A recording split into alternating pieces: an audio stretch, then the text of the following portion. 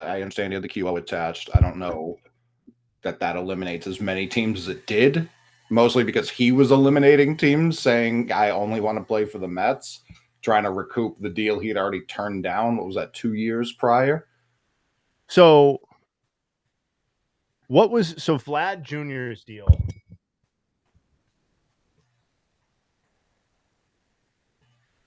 was how many years? It was 14, and so that's $35 million a year approximately. Like there is a top end to what teams are willing to pay on even an average annual value for a first baseman. And right.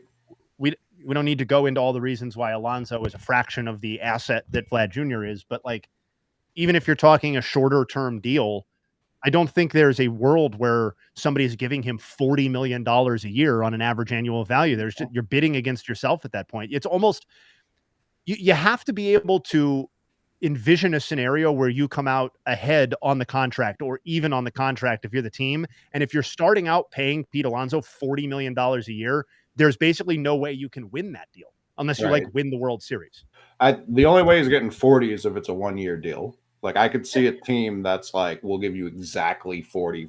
What the Red Sox just did with Bregman, essentially. Yeah. Like, we'll give you 1 year at 40, and then maybe we'll reevaluate, which would be a terrible idea with like a looming like surefire lockout, it seems like. But even with Bregman, you can sit there as a front office and look at his track record and like his broad base of skills and be like, we can get to 7 wins above replacement or 6 or whatever. Pete Alonso basically can't do that. No. Like, so he'd even have to be Bonds for a year. Like you would have to be Bonds, which no disrespect to really anyone, but that's just not happening. The other part about like the bad years too is I feel like when you're doing that calculation, it's not even just that you want superstar at the beginning. You want the good years to be more than the bad years. Like if it's a 7-year deal, you don't want a 4-3 split, but you're fine with that. Like you're like, all right, I get it. I don't see a world where that's the case. I really don't. I agree. Unfortunately, we're all on the same page with this one. There's no debate to be had. Like if he's telling me, and I get, he should ask for 15. Like ask for whatever you want. Of course, you need to leverage it at this point. But like if I'm a team and I just need a power hitting infield right hander, and I know Suarez is going to be like 3 years, why would I ever talk to Alonso? Yeah. Dallas is fighting for his life to get into this. Let me see if I can help him. Let's take a look. He's not even in. I can't fucking believe that Drew Pomeranz is doing this. Shoving? Yeah. Just here? All of it. How old is he? He's got to be what? Fucking 37? That sounds right. I mean, he was traded for Rizzo, who 30. Yeah, he'll be 37 in November.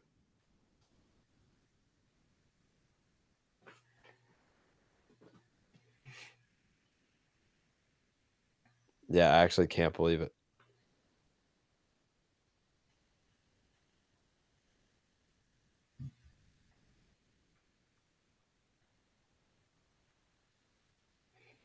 Who am I taking defensively in center, PCA or Rafaela? Ooh. Quite a question. Probably Rafaela, but I think it's Jed probably Hoyer masterclass. I think it's probably one of the 50 or 6 of one, half dozen of another.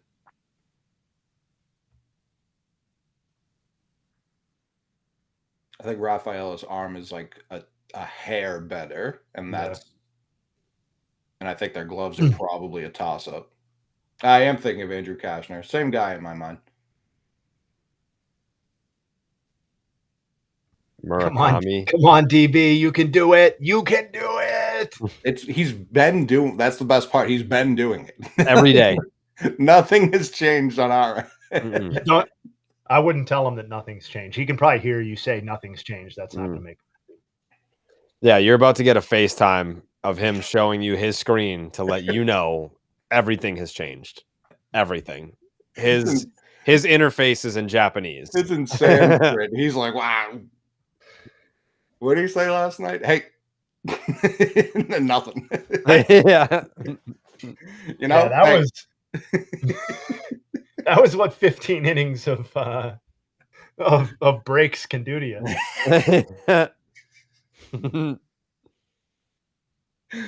15 consecutive seventh inning stretches will kill a man. Don't forget he fell asleep on the live stream when we were all together too. Garrett got him. Yeah, he is fighting for his life this October. The last part on it. Jesus Christ, Dallas. There's no way. It's the button that looks like a camera and the button that looks like a mic, if you can hear us. The best part is he's going to come in here and find none of this funny. He's going to be so angry. He's going to blame us. It's somehow going to be our fault. He's going to threaten to leave. I'm going to check in with him via text. You doing okay? You doing all right? T shutting down the stream was an all-time moment. All right, see you, fellas. Stream's over.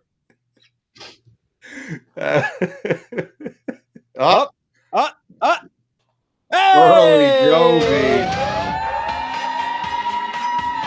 He's not banned anymore. Pick up that phone.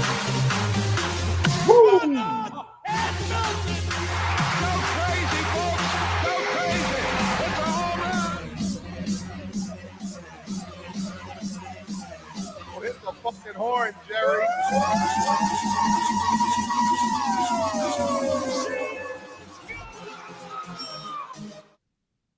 An electric Jovi to start the game off. 1-0 Crew.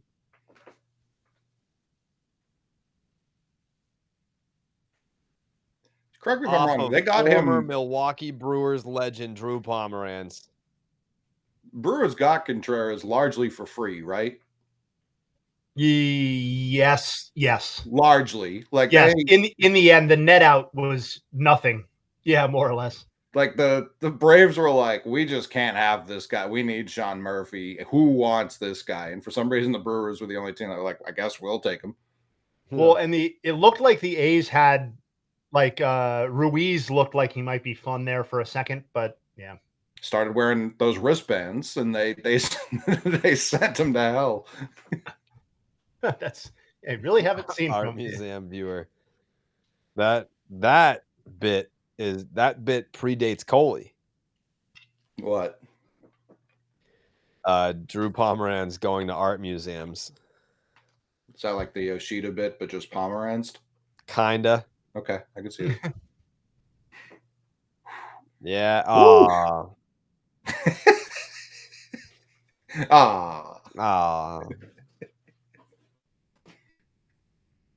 Did Ruiz get a ring last year? I wouldn't have thought. Wait, who? Wait, what? Estuary. Did he pop up? I thought he popped up on the Dodgers for a second. If he got a ring, I that catches me off guard. I did not know that.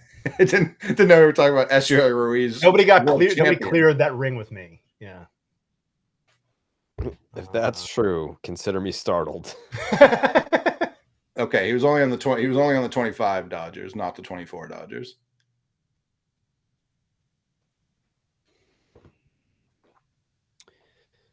Yeah, I don't know that Dallas is going to be able to power through this one. So in line for a potential ring.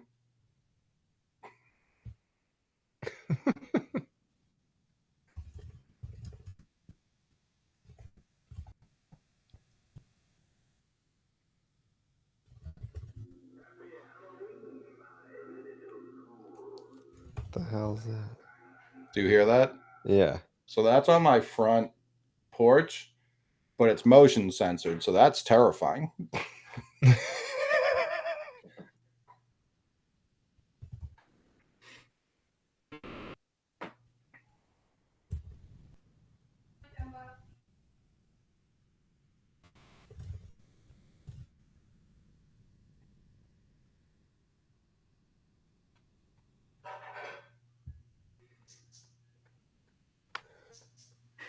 Did you see the article where Kikuchi complained to the Angels about the AC, but they never fixed it? No, but I believe that.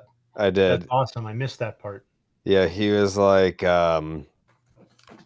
He's like, whenever I would work out before games, I would be drenched in sweat. I asked the Angels all year to fix the AC in the weight room. They never did.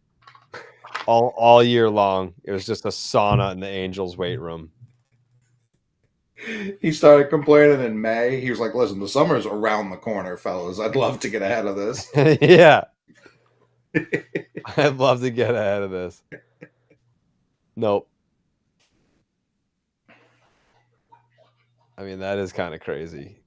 A Major League Baseball team that just can't get it done. Yeah, just can't do it.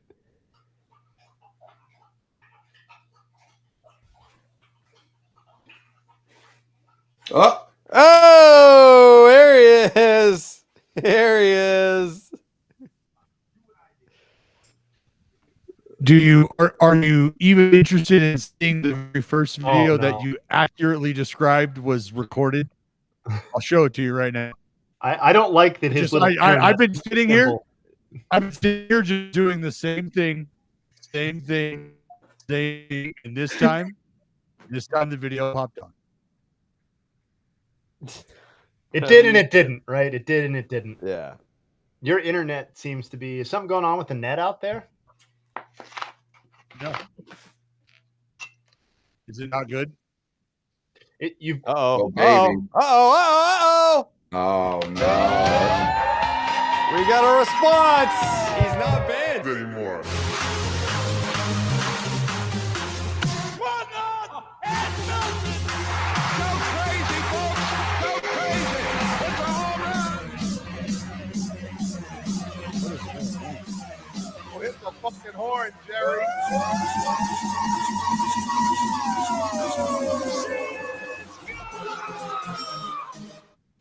If this game goes 16 innings, we'll look back on this moment and pray for death. All the scoring in this game is now done.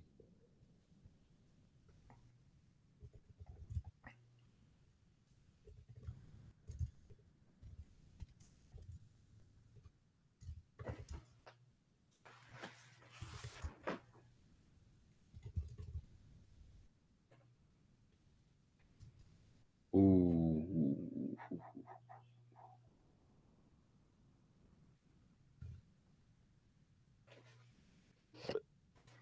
What did Seiya Suzuki sign for? 5 and 80, I think. That sounds right. Super reasonable. Paid 5 dividends. and 85.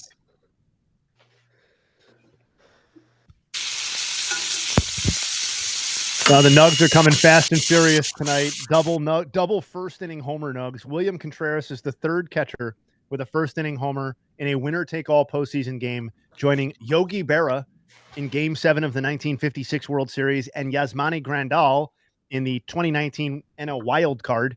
Two of those three catchers, as you may notice, are Brewers. And Suzuki is the third player in Cubs history with a first inning homer. Oh shit! I fucked that up. Hold on. I was.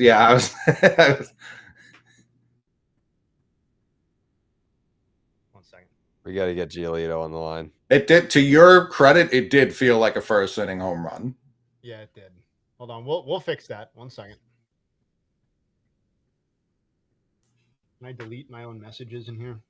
Yes. Good. Bye. Has Dallas missed both the Jovies? Yeah, that one. That one is the pitch was thrown and his internet exploded. Well, his internet, his window had his little Wi-Fi icon with a slash through it. That's never good. No. Oh, this note's better anyway. Fuck yeah. Let's do this. Wow. Well, it's just better names.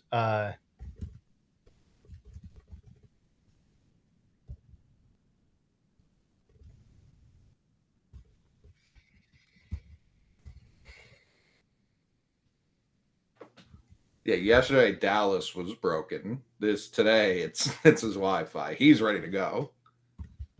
Why would that have been a winner take all game? Oh, yeah, that's right.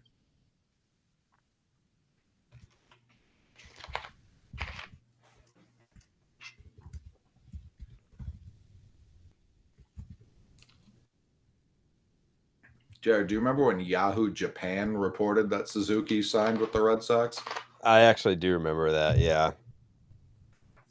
I was so excited. Like Stats or like Boston Strong had that one. Those Stats. Oh boy.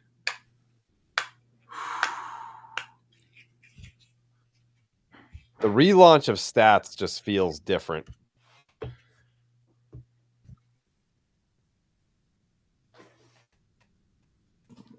That nug's fresh out of the oven, fresh out of the fryer. Well, it's cool because Kerry Wood hit a homer, which I had forgotten while pitching, obviously. He gave up a homer to Miggy in the first inning, and then in the second inning came back and hit a homer off of Mark Redmond, which is pretty badass. I love Kerry Wood so much. No.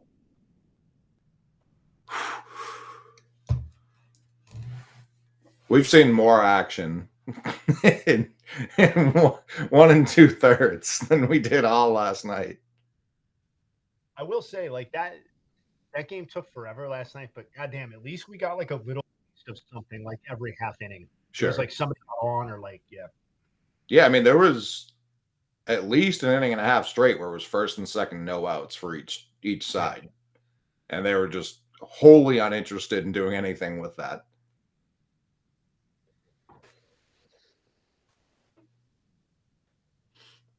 Adam Wainwright responded to a tweet I did lightly mocking him, which is kind of funny. He had fun with it. He's like, "You got me there." It was just about how he was calling fastball, and then they just kept throwing sliders every single time.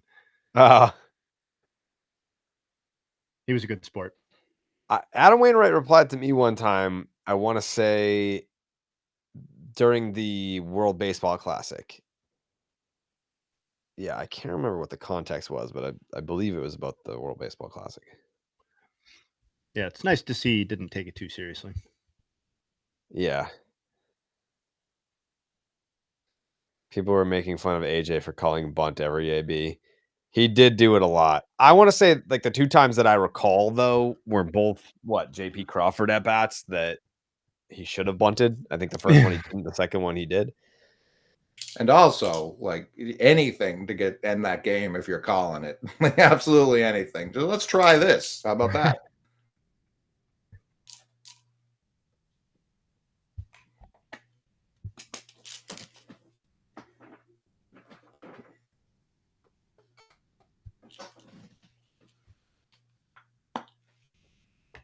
Does the best USA infield have Mookie at second and Bregman at third?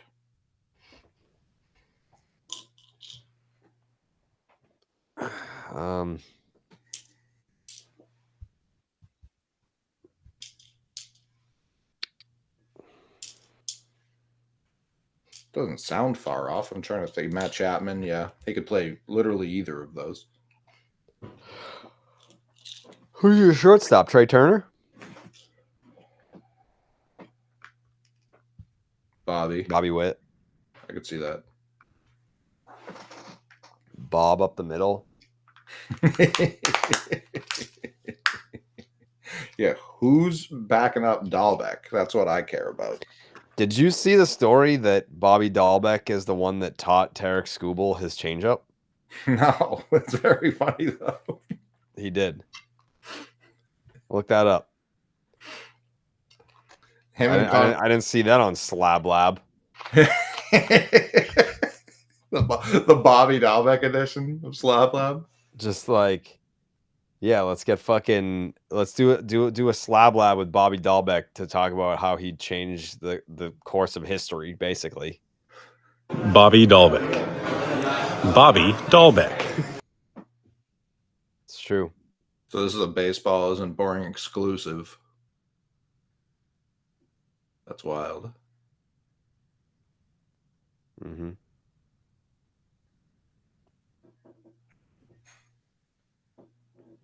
Dallas would never give the 1-1 split the shine that it deserves.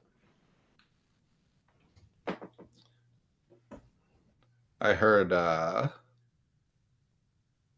some calls might be getting made to those Detroit Tigers once the offseason starts. By the Red Sox for Tarik Skubal? I'm just saying calls are being made, J.A. I'm not saying anything more than that. You offering Roman? Of course not. I'm not. I want to figure out how I want to say this without sounding completely insane. But I'm not like putting a big package on the, like, I'm just not doing it, I guess is the way. I guess that's how it has to happen, right? For who?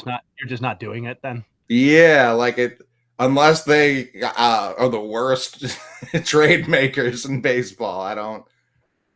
I'm hoarding assets until the Pirates are ready to sell. That's what I'm doing. Like and also he's a year out from free agency. If I really wanted him, I would just like it. Of course, I'd rather get him in house and then sign him. But if like that were my goal, I would just be like, all right, I'll see you in a year. Yeah. See you in a year and have $400 million waiting in a bag. Right.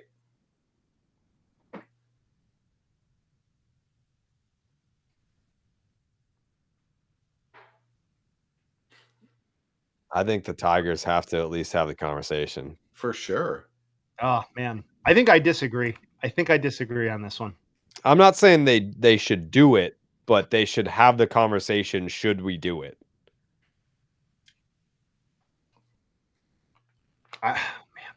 Well, the first conversation you have is like, here is the $400 million extension offer to you, Tarik Skubal.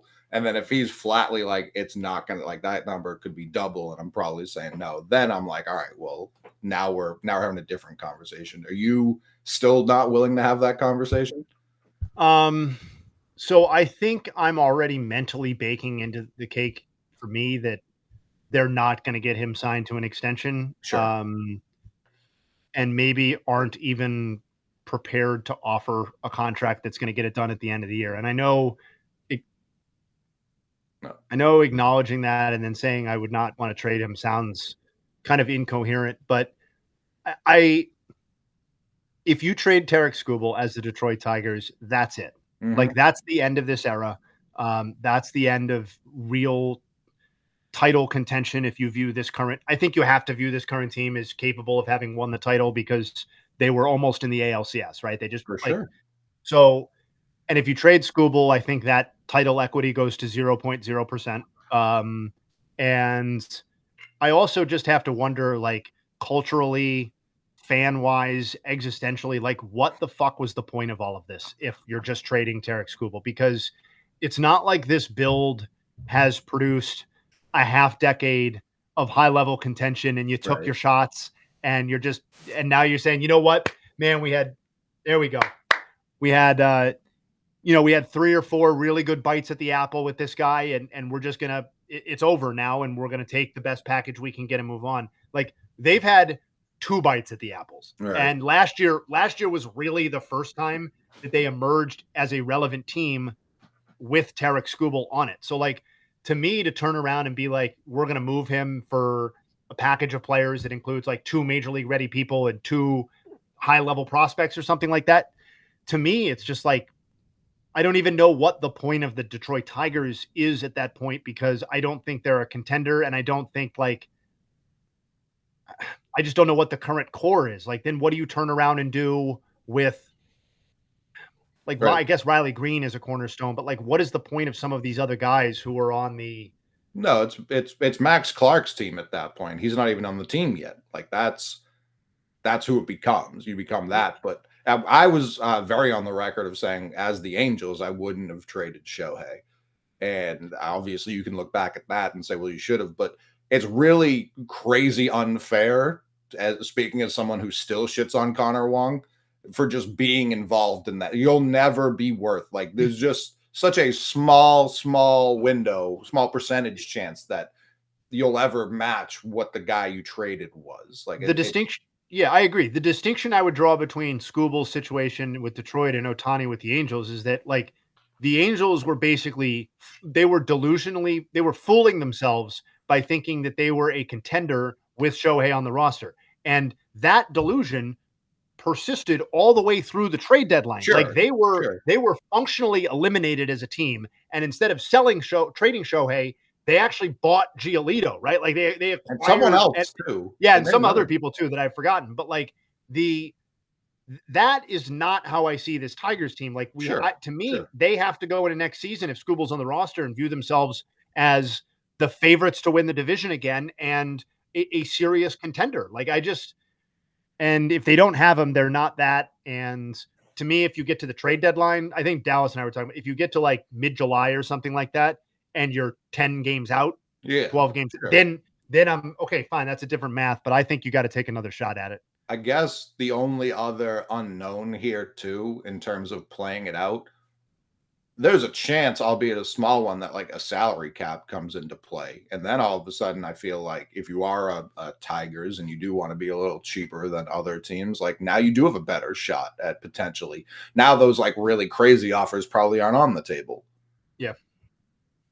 See, that's where I got to believe teams are doing the calculus on what sort of potential caps could be in place and structuring because what I'm interested to see is, okay, so we've got caps. Do we automatically just go right into the cap and the like the super max, you know what I mean? And things like the NBA, like, are there going to be basically tiers of contracts as well? Like, what does this look like?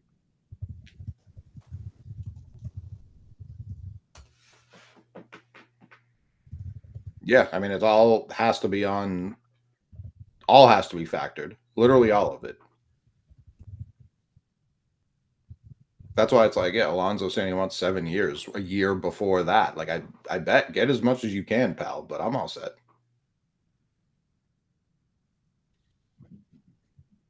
Who is the least likely player to get traded this offseason? I'm going to go Shohei.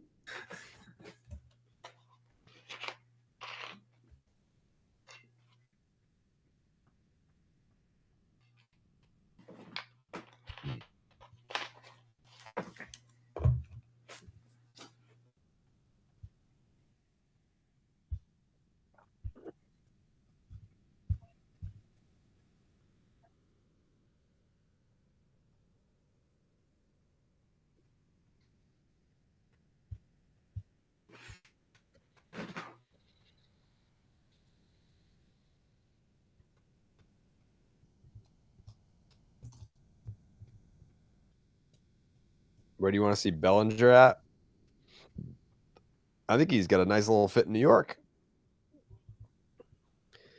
Is it possible they strike and make it harder to spend and build, thus just make the Dodgers that much better than everyone? I don't know that everyone agrees with me, but I don't think that there's going to be... If there's a work stoppage, I don't think it's going to be very long. I think at most we lose a month max. That'd be lovely. Yeah.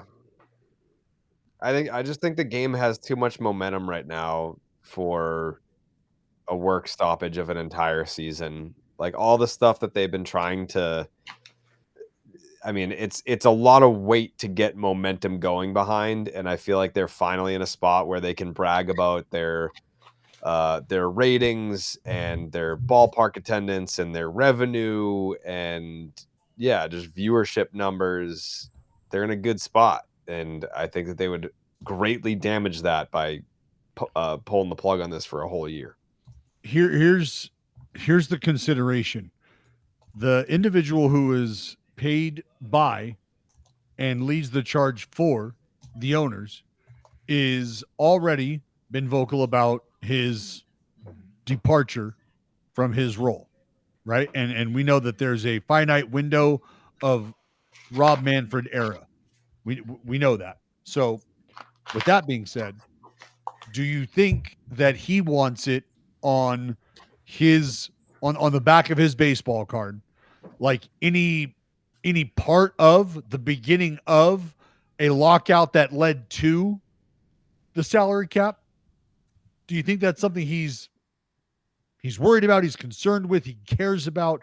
is him getting into the Hall of Fame? Is his tenure something he's concerned with at all? If so, that probably impacts this. And I could see him saying, you know what, we've got things in place already, because he's talked about this too. He's talked about having things in place for expansion, not having expansion seen through in its entirety during his tenure. So he's basically talking about, I'm going to call the play, and then I'm going to hand it off, right? And somebody else is going to run the play. And that's how that's going to go. So he wants that much on his baseball card, right? Having been the beginner, the steward, I'm the one who helped get this going. And then I can hand it off to, and I'll be able to come back and enjoy the openings of these 2 new ballparks when that expansion comes to fruition.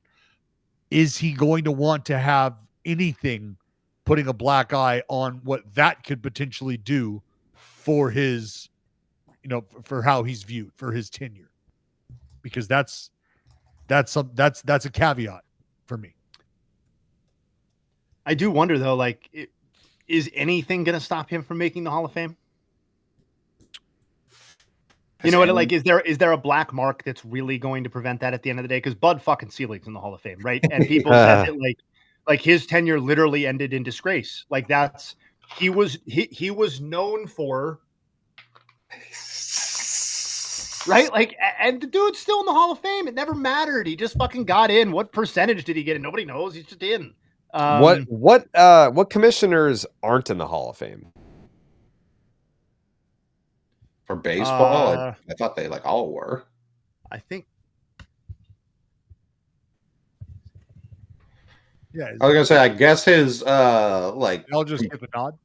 Complete immunity to the Astros is something some fans would consider a black mark. I certainly don't give a shit, but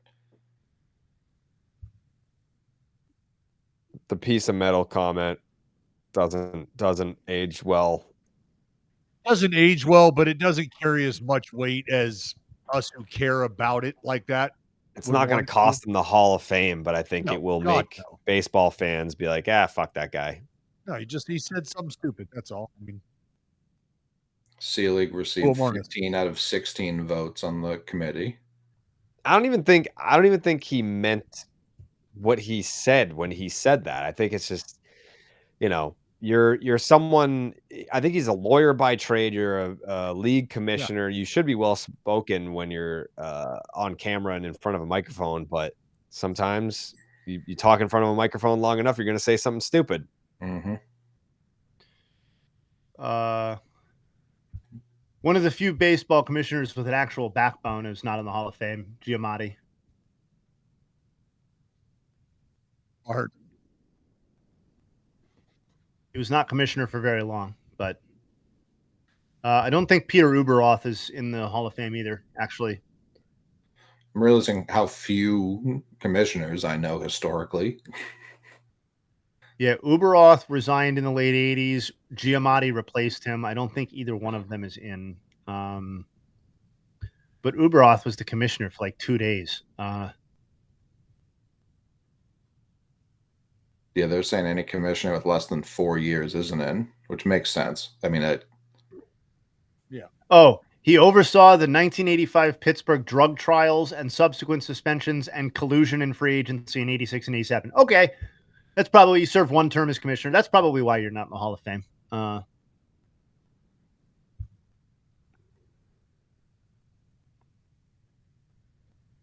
Yeah, I don't think Faye Vincent's in the Hall of Fame either. I think there are a lot of commissioners who aren't in the Hall of Fame.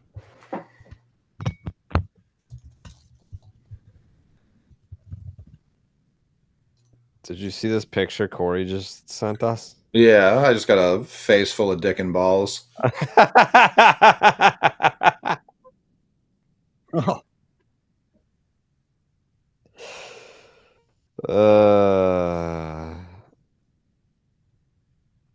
Yeah, but we did it.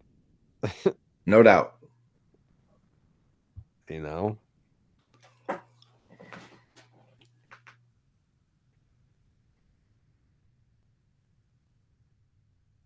Steve with jacked forearms just kind of looks like Perk Angle. Perk Angle. Why'd he stop making videos, Jerry? He was crushing for a while. Who? Kurt Angle. Oh, on TikTok? He was like the most viral guy going for a 6-month stretch there. I think he's doing horribly. Okay. Yeah, I think he's not doing. I think he's. You think it's all catching up to him? Yeah. I feel like he just had like a banger of a tweet recently.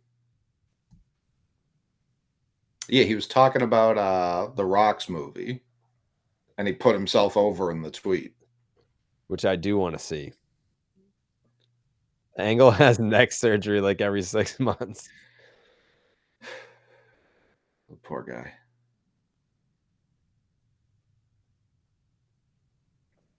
Jay, hey, if you could have one arm that has been in the league for less than a year, would it be Miz or would it be someone else? Let me think about that for a moment. I'm not Jay, hey, but my answer would still be Sasaki.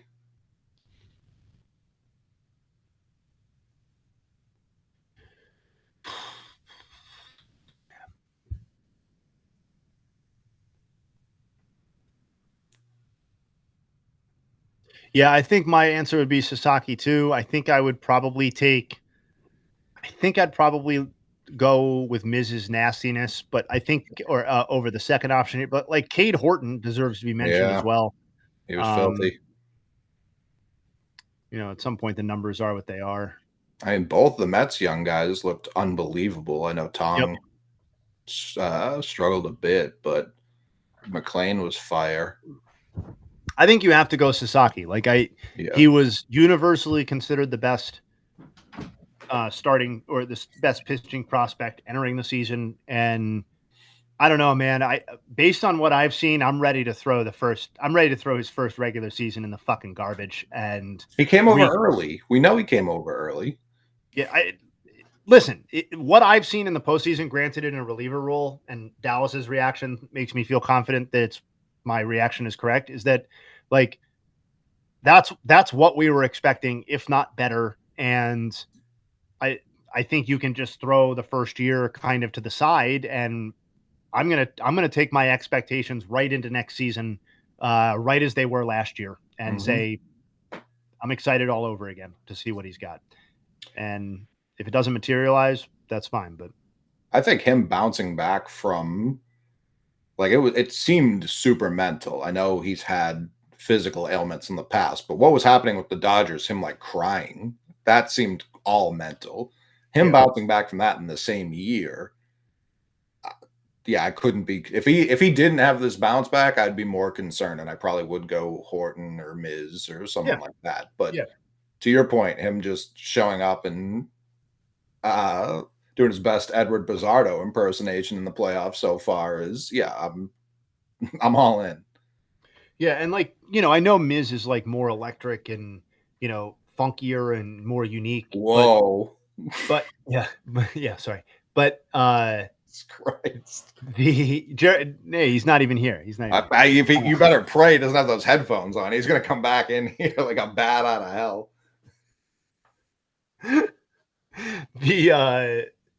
But Cade Horton was like a similarly, if not higher ranked prospect in some places than Mizorowski was. Sure. I would say in most places. So and he at least demonstrated a pretty consistent ability to go 5-6 innings in starts too. So he was massively impressive this year.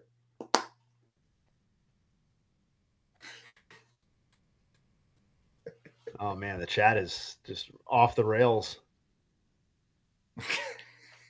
You just never know. Yeah. Don't meet your heroes. That's all I can say. I'm trying to think what other rookies showed up this year. There's been such a really since 21. There's been such it feels like every year we're getting an injection of crazy talented rookies every single year. Don't tell Rocket this, but people are saying I'm going to catch my first suspension or whatever. They've been saying that for a long time. And I almost, a lot of people are saying they're using the phrase suspension proof. Oh, Rocket's watching. He's in here. I mean, there's three people Jared's gonna make sure, like you really gotta earn a sussy with him. It's me, it's you, and it's Jake. Everyone else can catch him pretty easily. Yeah, the suspension number is being put up by some people on Section 10 is wild. It's like, how you are you even there for the pod? You know. Yeah, get to where Steve's catching a suspension for this one. Yeah, that to me, honestly, it does feel more like a Steve suspension situation. But we'll see what Big Daddy says. I mean, that was just a direct boom sauce a few weeks ago.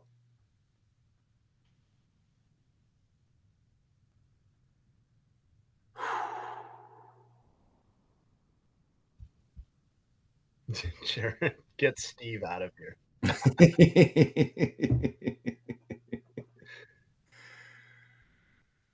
Yeah, T had weird energy going into the last show, and then just immediately proved why he had weird energy.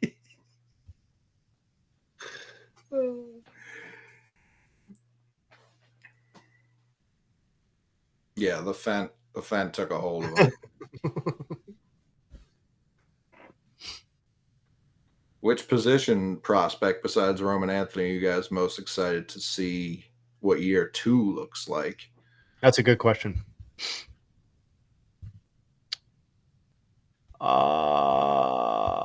Let's see here. I mean, Kurtz is the answer, right? Yeah, sure. But I'll put him aside too, because that's like not a good answer.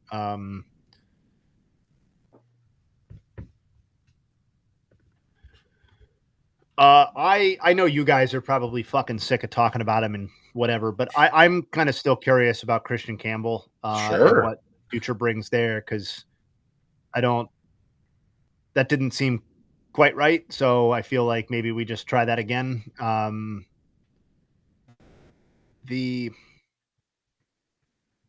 have some interest in seeing like what Jacob Wilson's next step looks like, or even just a consolidation of these skills. Because, it's not batting average dependent, but it does feel like his bat to ball skills and lack of swing and miss is something that could consistently produce the batting averages that he put up this year, if not better.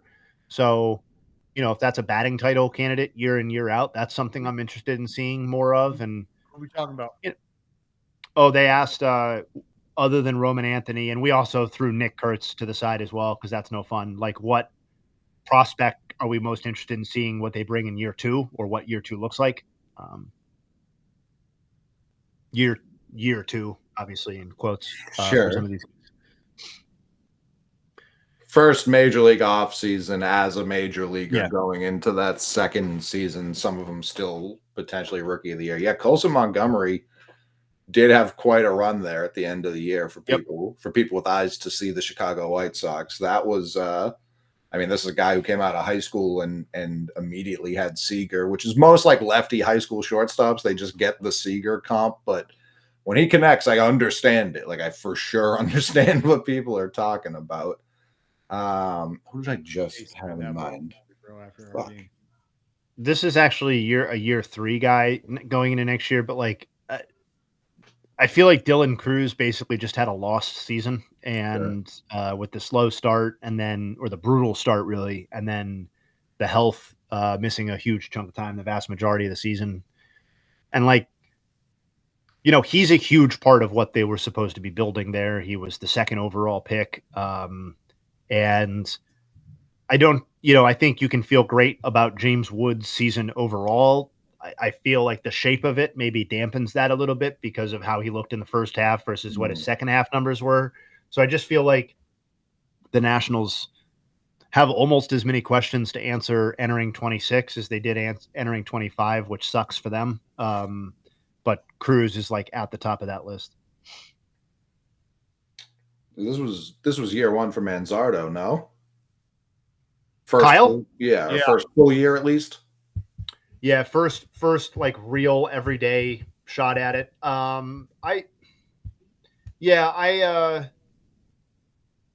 Underwhelmed. Yeah, it's not underwhelmed. It's just these corner guys that don't have like first base DH guys that just don't have like top end. They're not Kurt. Yeah.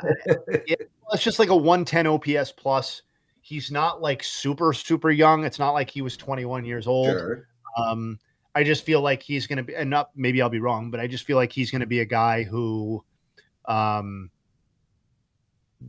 is good because he's affordable for them. And I just feel like this team has so desperately needed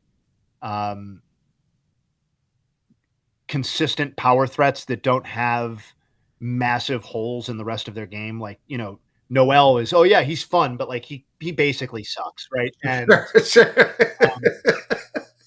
so I don't know. Manzardo's nickname merchant, big.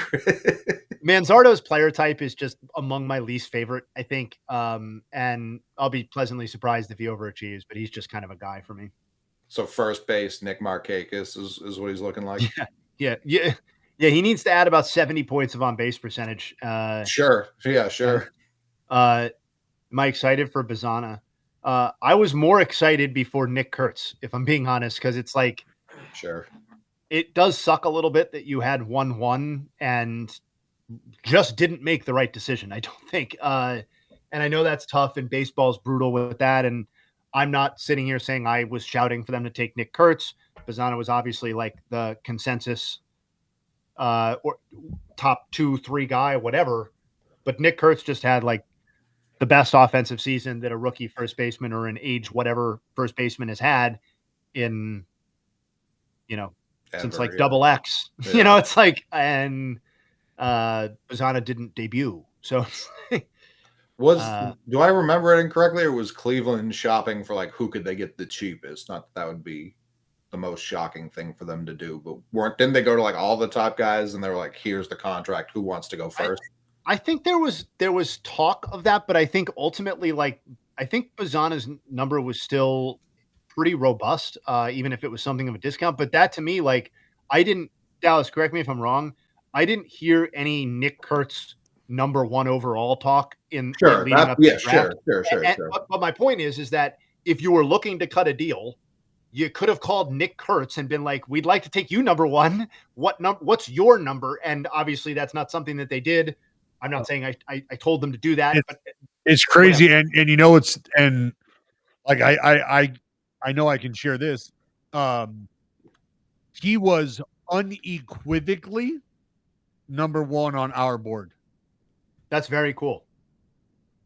So like when I say that, like what we saw this year, and then I'll be honest, like now that I think about it, that probably has a lot to do with why I have been just as excited and is espousing everything I have the way that I like. He just, because I knew, I was like, wow, like the goose, you landed the goose, you landed your dude, and that just happened. Like that's a rookie of the year, that's a draft pick, that's a full year of service time for your boy. Like that's just like all of the things came together. Like, and when you're watching it, like you're just seeing this and you're like, oh man, this is everything I just checked off right now. You're like, this is going to happen. This is great.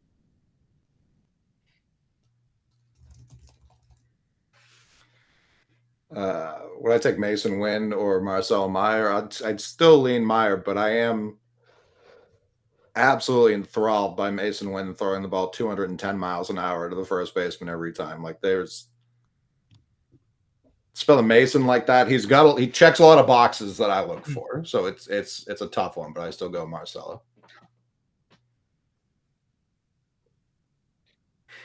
Is there anything in particular I want Nick to do more of or do better? More 4 home run games, I would assume. Yeah, can you hit 5 homers in a game? See if we get you 5 at bats. And honestly, when you're talking about a rookie of the year campaign with the production at the level that it was, I watched him struggle and not be able to not be able to flash power early. And then I watched him. And when I say struggle, I mean struggle flashing the power.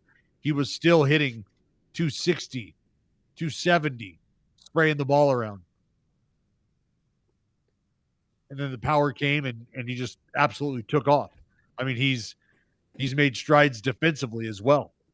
I don't know what more I could want from a year that, I mean, outside of having the year that we've seen unfolding in the MVP conversation, like what else do you do? Like, he's not competing with that. He's not competing with a Cal Raleigh or an Aaron Judge this year, right? But I mean, he's like, do I think Nick Kurtz could very well receive like a down ballot, a random MVP vote? Why not? Oh, I mean, there was a point this summer where he looked like a tasty choice as like the number 3 guy when Judge was hurt. It's like if he really misses more time here, and Kurtz just keeps going nuclear. If Cal has any fall off at all, I didn't think he was ever like he was never going to be the favorite. But I like as someone who like is trying to learn more about that world, he was like comfortably the 3rd guy in my mind around like August. And Coley, he missed almost 2 months. I know, simply by just not being here, and then he was hurt for a little bit. So yeah, there's not much more that I would want Kurtz to do aside from continuing to make the adjustments the way that he's made the adjustments. Like that's it. That's all in terms of progress. That's where when you get to a level where you're succeeding and you know that you can produce and you've done it consistently. Now it's all right. What is my process when it comes to making adjustments? Do I know where I'm going to start? Do I know how long I'm giving myself before I either get back to the drawing board or make a tweak? Like that's the development of one's game. And that's like after the year you just saw, that's where he's at. It's interesting talking about year 2 guys too, because obviously Churio's in this game. We talked about Merrill. We talked about the other Jackson as well. Like year 2, they're not all going to take a step forward. Some of these guys are going to take a step back or just be the same, and it will be viewed as a step back. Well, Coley, think about like when you have an award-winning year, doesn't it just inherently feel like, oh man, it's going to be tough to live up to that again because the next award to win is the MVP, Silver Slugger, right? So it's like, shit, is it a step back? Well, no, it's not a step back. Like this was the best in terms of a young crop of talent in the big leagues. And from there, you graduate from being eligible for that award to now you're squaring off against a switch hitting, power hitting backstop and potentially the greatest right-handed hitter we're ever going to see, or at least that we've seen. Like that's who you're dealing with now. Like that's the competition day in and day out when it comes to being acknowledged for doing what you do the best. So Silver Slugger at first base in the AL, sure. Gold Glove, sure. MVP, there's no reason that he can't be in those conversations. What are the dimensions in Vegas looking like? Are you guys now tailoring the park for him? I would have no problem lopping 30 feet off of whatever they've got going on in right field, Coley, and moving that subbitch all the way in.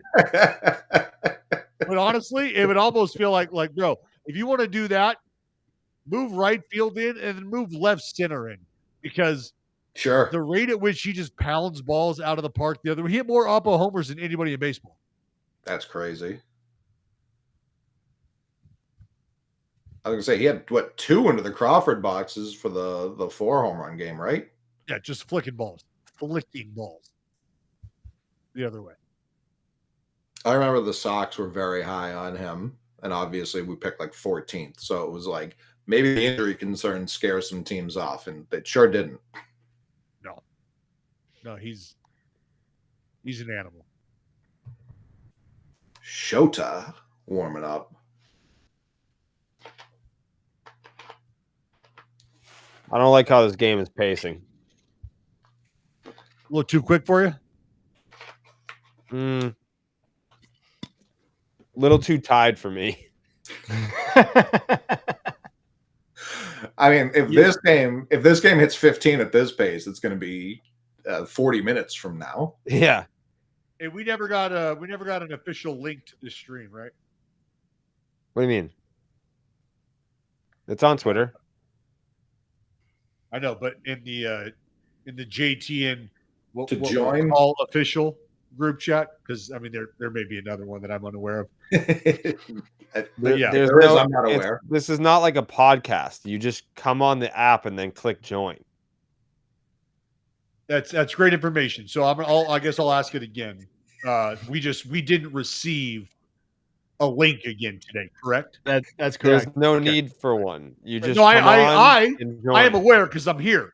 I got here without that link that I just asked about. The idea is I'm going to be sending that to somebody, and they're going to see Phillies at Dodgers, and then they're going to, it's just, and No, they're not. They're gonna see playback.tv/underdog MLB. oh, okay. Well, I didn't know that. Because We know. when it comes up on my phone, it says underdog. It says that. Like it's got the Yeah. teams listed underneath it. Got it.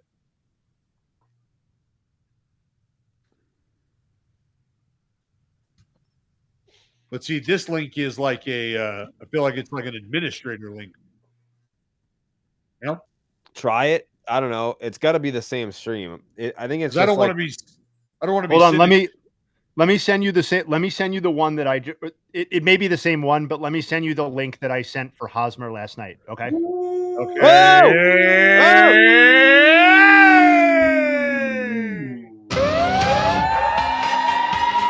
He's not banned anymore. One on and nothing. Go crazy, folks. Go crazy. It's a home run. Angie Bon Jovi. Angie Bon Jovi.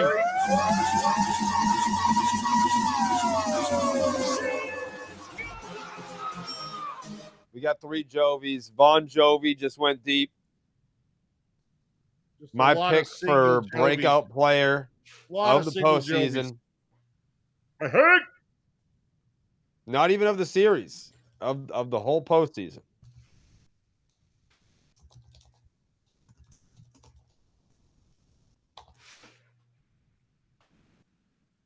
Bernie Brewer on the slide. Yeah, Dallas, I just sent it to you. So it does say Phillies at Dodgers, but I just clicked on it myself, and then I was looking at myself look at my phone with Brewers Cubs playing. So we're Yeah, I good. know. I'm just confirming. Yeah. No, thank you, Kay. Safe. Yeah.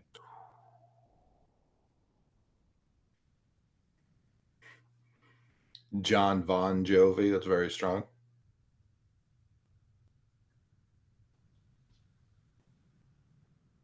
Too tied for my liking.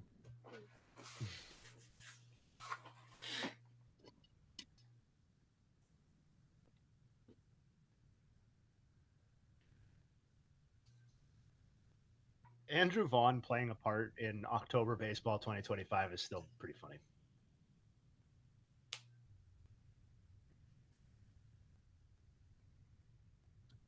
Oh, All down. Uh-oh. Oh, he's Rafael. going. He's sending him. Oh, What was oh, that? oh, oh. Oh, Sal. Oh, Sal was probably going back when that ball squirted through, and there was not going to be time for him to reroute.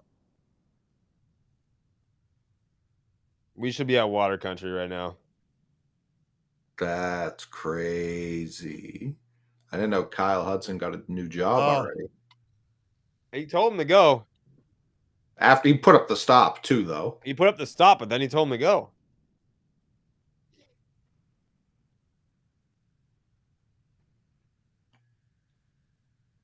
He missed the turn to get into water country.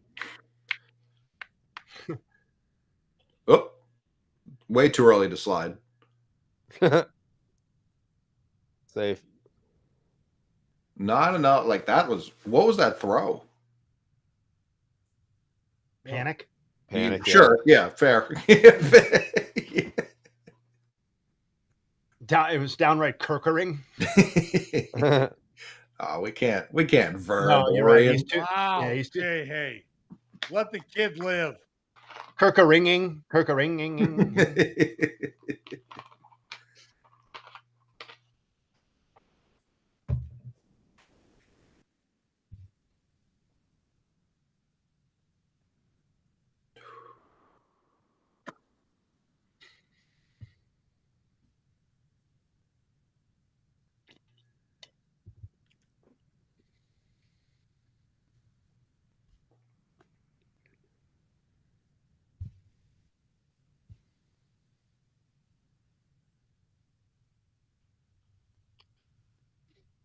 against his old team. Hate to see it. I'm going to need these Red Raiders to get their shit together. Yeah, the Colin Ray revenge game. Ew. Oh. Spit on it. Talk to it. No Shota anymore?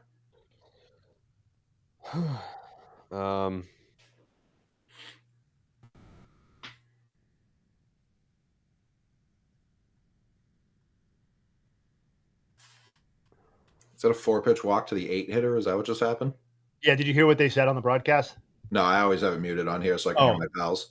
They said that Palencia was not ready, and so they told Ray to be careful to Perkins, and if he walks him, and then Palencia is in the game. Gotcha. Okay. But I don't quite understand how that jives with what I'm seeing right now. Well, I think that was. Oh, they were just buying a little extra. Yeah. Okay.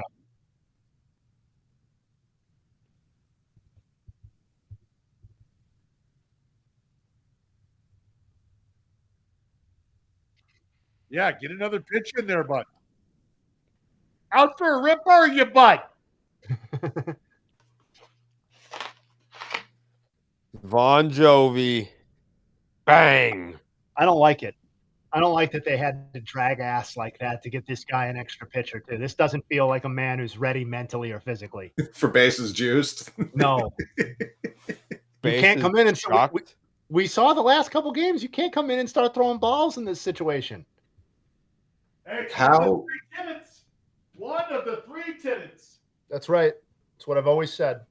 How frowned upon is faking a pitcher injury so that you can get those unlimited warm-ups? I mean, buddy, anything goes. That's what I mean. That would be my go-to if I were. My pitchers would be constantly leaving the game injured. I would, revered for thinking of the idea in the moment. yeah. Hey, Colin, his shoulder hurts, no? They'd be calling me Jerry Hamstring out there. Yeah, it's not like it could only be an arm injury. Any injury will do. Like The broadcast would be like, they got a lefty warming. Watch for the hamstring.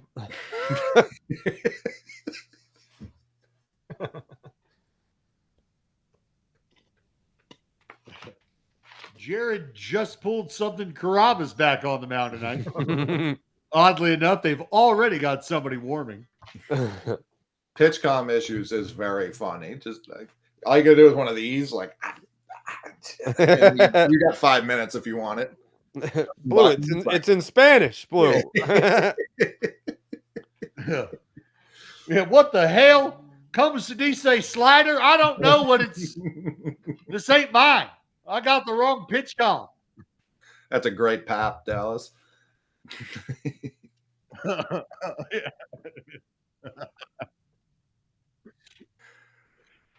What? Is tell me throw it in his face. You sure?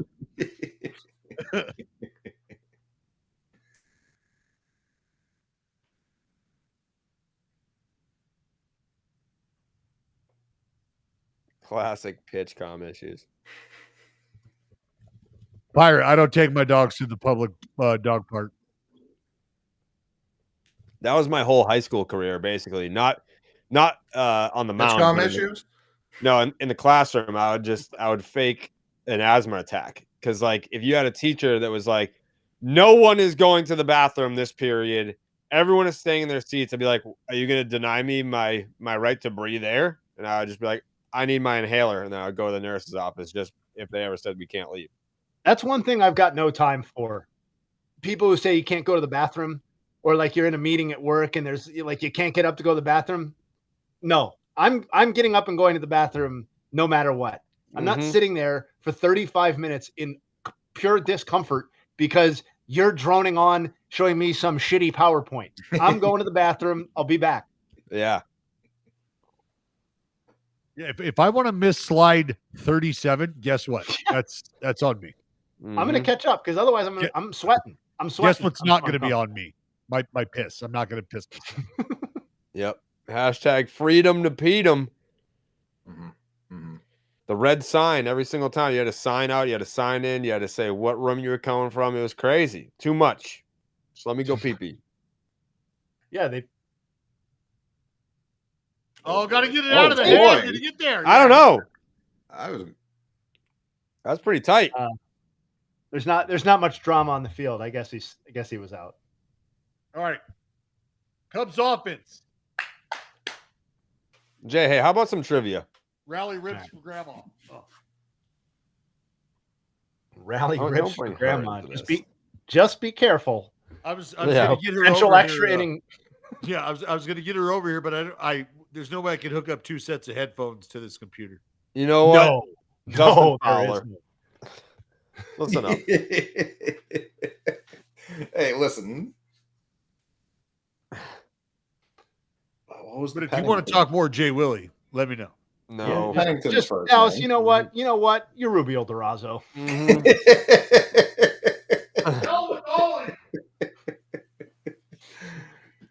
Oh, jeez, Louise. All right, let's. We don't know that the headphones are connected, Tim. We're assuming the headphones are connected for DB. Dallas is? Yeah, they're on. We don't know if they're connected. Yeah, there's no way to know that. I mean, that was one of the great things about the Starting Nine digital show is that Brian Wilson wore the red headphones every show, and they were never connected. they were never connected. Do I think I can make contact off crochet in 100 at bats? Yes, I do.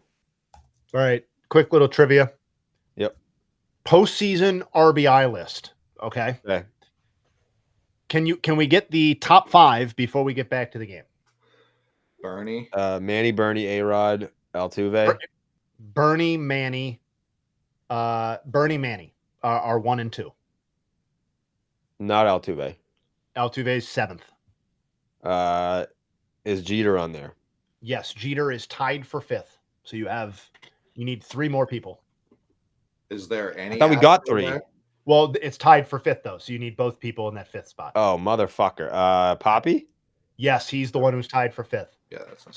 So you need 3rd and 4th, and they have the same number. They are technically tied. Is it like a Bregman? Is it a Andrew It's Jones? it's like a Bregman. So but not- Springer, It's like a Springer. Correa. It's Correa. It's Okay. Carlos Correa. Okay. And then another guy from the mid-late 90s. What is the question? Technically early 00s too. The top 5 RBI list postseason history. Posada. No. Giambi? No. But he does have some A's lineage, legacy. You said 3. You said A-Rod? Well, hold Yeah. on. What? Does Tim have it in the chat? Is it David Justice? It is David Justice. Wow. Shout him David out. Justice has been making the podcast circuit recently, and he's got some great stories. Oh, he's good. My that's a Family Feud partner, Family Feud teammate. Oh, that's cool. Get him on the pod, dude. What the fuck? He would come on. He would And absolutely what the come fuck? on Get him on. Yeah, we should get Oh, David right Justice now. on the pod then, or the stream. because he's We come. start inviting people on the stream too. He comes to the like he does a bunch of like old A stuff, and like when he comes through with the dude, like he's Yeah, I've seen Moneyball. It's actually crazy because his postseason numbers actually kind of stink. Like no, seriously, his slash line's 224, 335, 382. He's got a 717 OPS in the postseason, but he's tied for 3rd all time in RBI. Yeah, that was a timely 222 or whatever you Yeah. just said. Yeah, now I want to know what he was with runners on or runners in scoring position. Must have been really good. Really good.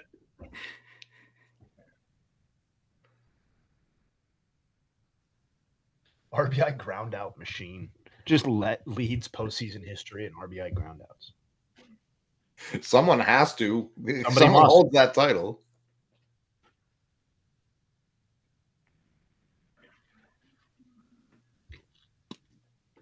Brew Crew. We'll probably stay away from the Halle Berry stuff, but yeah. I don't know. She's super open about everything that's happened with her and just her partners. brand balls. Tonight? Well, I know what I'm Dream done. blunt rotation with baseball players. Wow. That's why I'm just drinking it straight. right now. Mookie, Dontrelle Willis, Mark McGuire. Yeah. No, all good. Thank you. McGuire would never put filth into his body. Shohei Ohtani, Tim Kirkchin. Kirkchin would be unbelievable. Dallas, I can't feel my toes.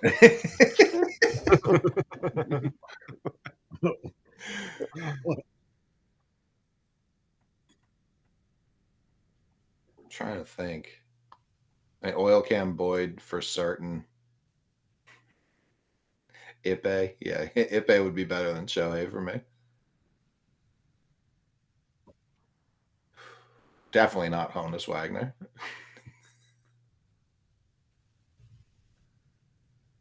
I got a Honus Wagner bat relic card. Oh wow, that's strong. I've been checking attics and basements my whole life looking for one of those rookie cards. All right, I've got it. Ohtani. Somebody said Ohtani, Nightingale, Kirkchin, Hello? and Manny Ramirez. That's my list. No, Manny. He'd Jesus it up real quick. Yeah, it would be a lot of Jesus, and it would be a lot of like sitting in silence too. Yeah, that's what there's people- going to be a lot of silence with that group, and I think it's going to be funny. What is that? What is that group for? What are you picking? Dream blunt for? rotation. Blunt rotation for Baseball. baseball Oh, God. players. I think Lincecum's on there for certain. Oil Can Boyd's on there for me. I feel like I worry Lincecum would almost be like too Zen. cliche. Yeah. Like, Bellinger, I think is too quiet. Oh, this Tito's a good known- answer. Is this known potheads or is this people we just think or No, look just- at? Hey, listed Kirkchin I and listed Kirkchin. Nightingale. Kirkchin. Okay, I'm subbing out Manny and putting in Tito. So Tito, Kirkchin, Ohtani, Nightingale. No, Heyman would be so lame. He is the last pick. Heyman has 9-1 dialed before he even passed it to him. Bert. Yeah, Bert. Doc Ellis, like, if Doc Ellis isn't automatically in your blunt rotation, like, what are we doing? Are we trying? Are It we might be even too getting high? soft for him? Do we think Passon's a gummies guy? Yeah. Yeah. Or especially since the back injury, like he needs something to loosen him up. He's the guy. Yeah, 5 milligrams at a time. Passon's the kind of guy to eat 2 gummies and look at you and tell you that he couldn't feel his face for 8 hours. Like, hey, okay, all right. Oh, Bill Spaceman Lee. I didn't even see that in the chat, but Yeah. Billy Lee. You got to go, Bill. You got to go, Billy. Like, I would be going old school dudes. Like, that's why I say Doc Ellis, Spaceman, Mark the Bird, Bidrich. That's why I said Oil Can. Oil Can for sure is on there. Isn't there something to getting the people who aren't in that mindset a lot and seeing what sort of chaos can come of that? Yeah, Because Billy, I feel like it's going to do nothing to him. yeah, it's just like Bill Lee shows up. That's just what it's going to be like. It's just But I exclusively have ever only smoked with seasoned smokers. Like, it's about the hang. I'm not trying to freak Tim Kirkchin out. Like, I mean, come on, like Coley. Jared, does Coley know the story of you and I hanging out on 420? Yeah. You Yeah. do? Some of it, not all of it, but I've Well, been just like I'm not trying. Like, that's the thing is, I'm not trying. I don't want Tim Kirkchin afraid to walk on concrete. I don't want. I wasn't afraid. I was startled. Was it like the sparkly concrete? apprehensive. Because that fucked with me all the time. The sparkly concrete. I'm like, why do I we didn't have know if it was sparkly or not. I don't know. I've never seen it since or prior. But that's why, like, if you, because you just want storytellers at that point, right? Like, if you could just, if they could adapt, or excuse me, if they could adopt the seasoned Blazers mindset, like you could just plug like Cypress Hill into Tim Kirkchin and he just told story, like. Then, Well, What about I would like What Kirkchin about, there. Like, I don't want him to smoke it all. Him there just going off and the rest of us just passing and being quiet would be unbelievable. you know who's probably got some great stories that you'd love to be able to unlock is Manfred. I don't want anything to do with a blunt rotation with Manfred. That sounds like it sucks. Not unless you got him yapping. No. Sounds awful. Sounds like I'm just going to take the blunt and burn it into my forehead.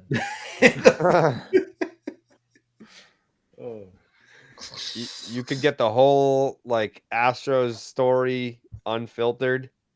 I think I would just guy that's probably heard it all. Bud Selig, maybe Bud. Now that he's old and kind of tired, and but see, that's where like I go back, like, bro, I gotta hear Satchel. Someone just said it. I was gonna say I gotta hear Satchel Paige. I think with those guys though, you have to smoke era specific weed. If you give them today's weed, you're not. It's the same thing as giving it to Kirchen. Like they're going to explode. Oh man. My father, Dallas, was at the original Woodstock, like the original. You know what I mean? Yes. He was deep in the shit. He would talk about Acapulco Gold like it was like you kids have no idea what we were huffing on. And then one day he was like, I would love to smoke. Like, I know you have some. Like, it's been forever. Let me smoke. This guy couldn't get out of his fucking chair. He thought he was dying, and he was actually okay with it. He was like, I was wrong. I begrudgingly admit the gold did nothing for me. The gold is now baby aspirin. Yeah. Oh, it's incredible. He couldn't believe it. Hey, dude. We have a couple friends of ours. Like one of the first times they came over to hang out, we had dinner party. We were hanging out. She came in. She came into the kitchen, and me and a couple of our other buddies were getting ready to get baked. And she was like, "Yeah, can I jump in?" I was, "Yeah, absolutely." She's like, "So what is it?" I was like, "Well, I'm a sativa guy, blah, blah." She was like, "Oh yeah, I'm not a big, name, whatever." She's like, I enjoy it. I was like, "Yeah, for sure." She was like, "Oh, I can already tell." She's like, "I love the vibe." She's like, I can already tell. Like, she's like, "I want to apologize now if I get chatty because I get super chatty." And I was like, "Oh God, like this is." I was already regretting it. Like, oh God, like what am I doing right now? Like I love her, and I still love him to death to this day. But we get roasted, and I'm not kidding you. 11 minutes go by, and she may as well have been anchored to the couch.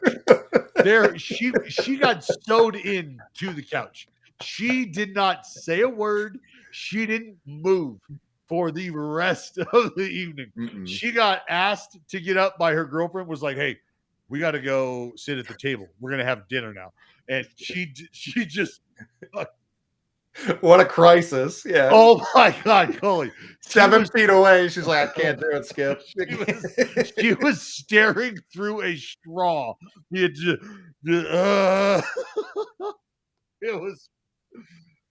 was incredible. And to this day, when we go out to get back, I'm like, "Hey," I'm like, "I think you're gonna like this because this is like, I don't want you to feel like you're, being a little too much." Oh, it's hilarious. I can see your dad just like, Oh. "Nope, we're all done here, bro." I was so happy. He was just a puddle, like just a smile. Like he wasn't worried about it though. Like he was a smiley puddle. Sure. He was thrilled. Yeah, he's like, "It's been a while since I've been on this ride."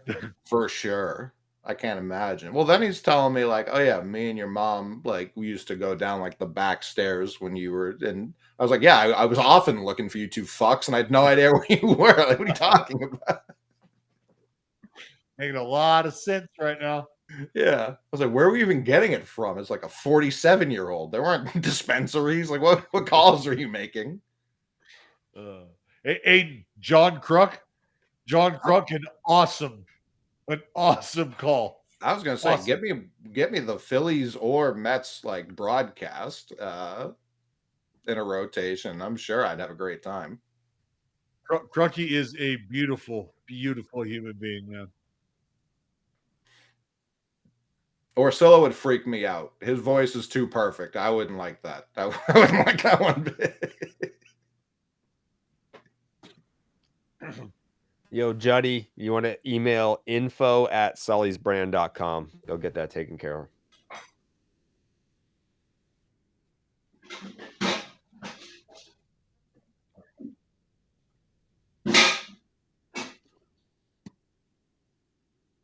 Yeah, you can't be good. There's nothing the ER can do for you. Nothing. You're on the ride. You'll get off when it gets you off. Like there's no bread they can give you. Like it's not like you drank too much. They're not pumping your stomach. You're No. stuck. You're stuck. That's the thing about edibles, man. Can always take more, Dallas. That's what the kids don't understand. You can't take less. Oh, Good grief. Good Got him. grief. We're playing some ball here.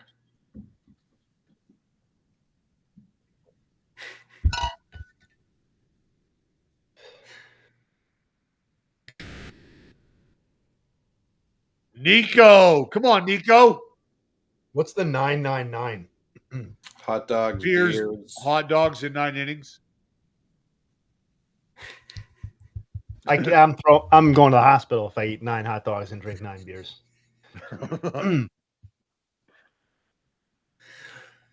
You can give me 9 days. You should do one each stream. Yeah, I mean, you and Jazz Chisholm, the 40-40 player, right? Jay, absolutely crushing the 999. Yeah, done. Did that over an entire postseason. Yep. Rugnet Odor would be way too intense for anything I'm trying to be enjoying. The Odor Tommy Pham rotation. Oh God. Do I think T is partaking? He's talked about it.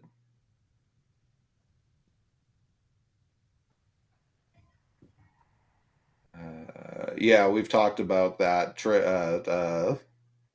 That logo does go crazy for Section 10.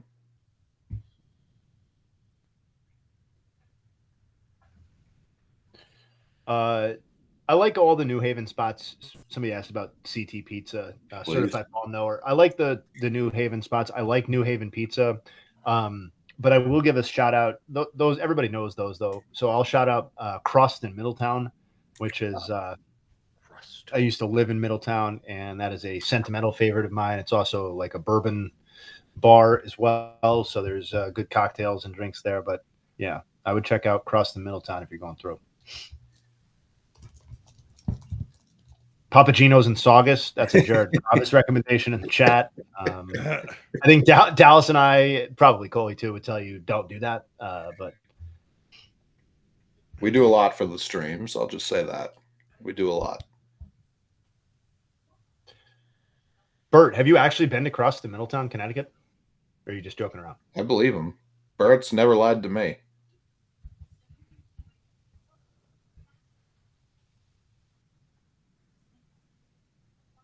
Yeah, I like the clam. Oh yeah, okay. Oh wow.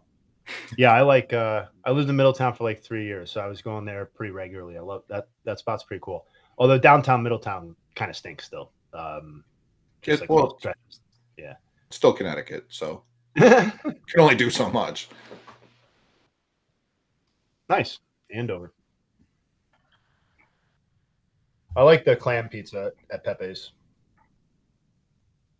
I know that's hit or miss for people, but I was gonna say it's a wild. I know how popular and famous it is, but I'm all set. If I can move to anywhere in New England, I mean, I like where I live. We wanted to live in like the Norwalk Fairfield area, but couldn't make that work.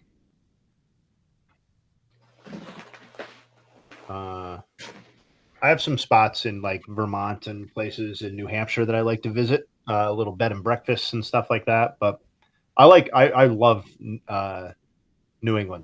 My brother's got a place in Maine.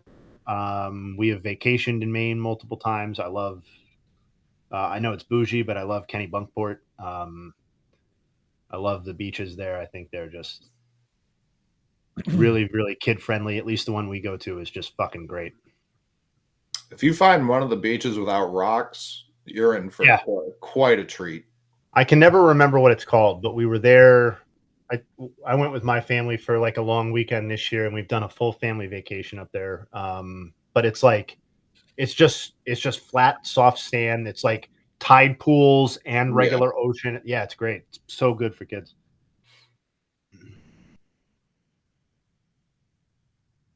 And Kennebunkport is obviously bougie, but like not simultaneously. I don't really know how to describe it. Yeah, like I know it's like to have a beach house there or whatever is obviously very high barrier to entry. But for visits, I don't know. I think it's charming and not doesn't ooze the kind of snobbery, I guess, that some of the other New England places can. No. Yeah, Tasty Burger. No free ads, but Tasty Burger does go crazy. Yeah, we crushed Tasty Burger post game. That hit him? Yeah. He ran right to first.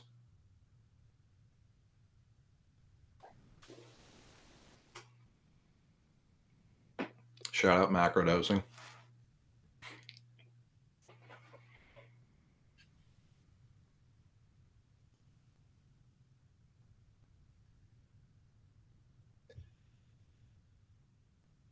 Yeah, Maine rules. I really do love Maine. I could see you in Vermont, Jay. I could see you settling in nicely in VT. Yes, the bed and breakfast that I like is in Stowe. Okay.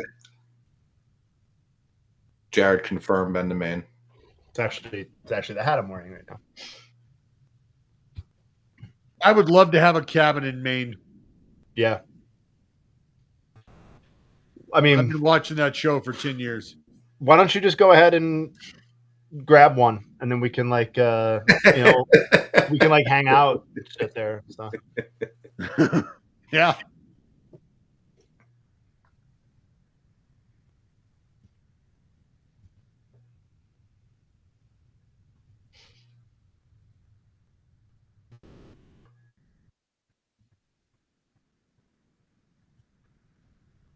North Conway, Jay. I could see that.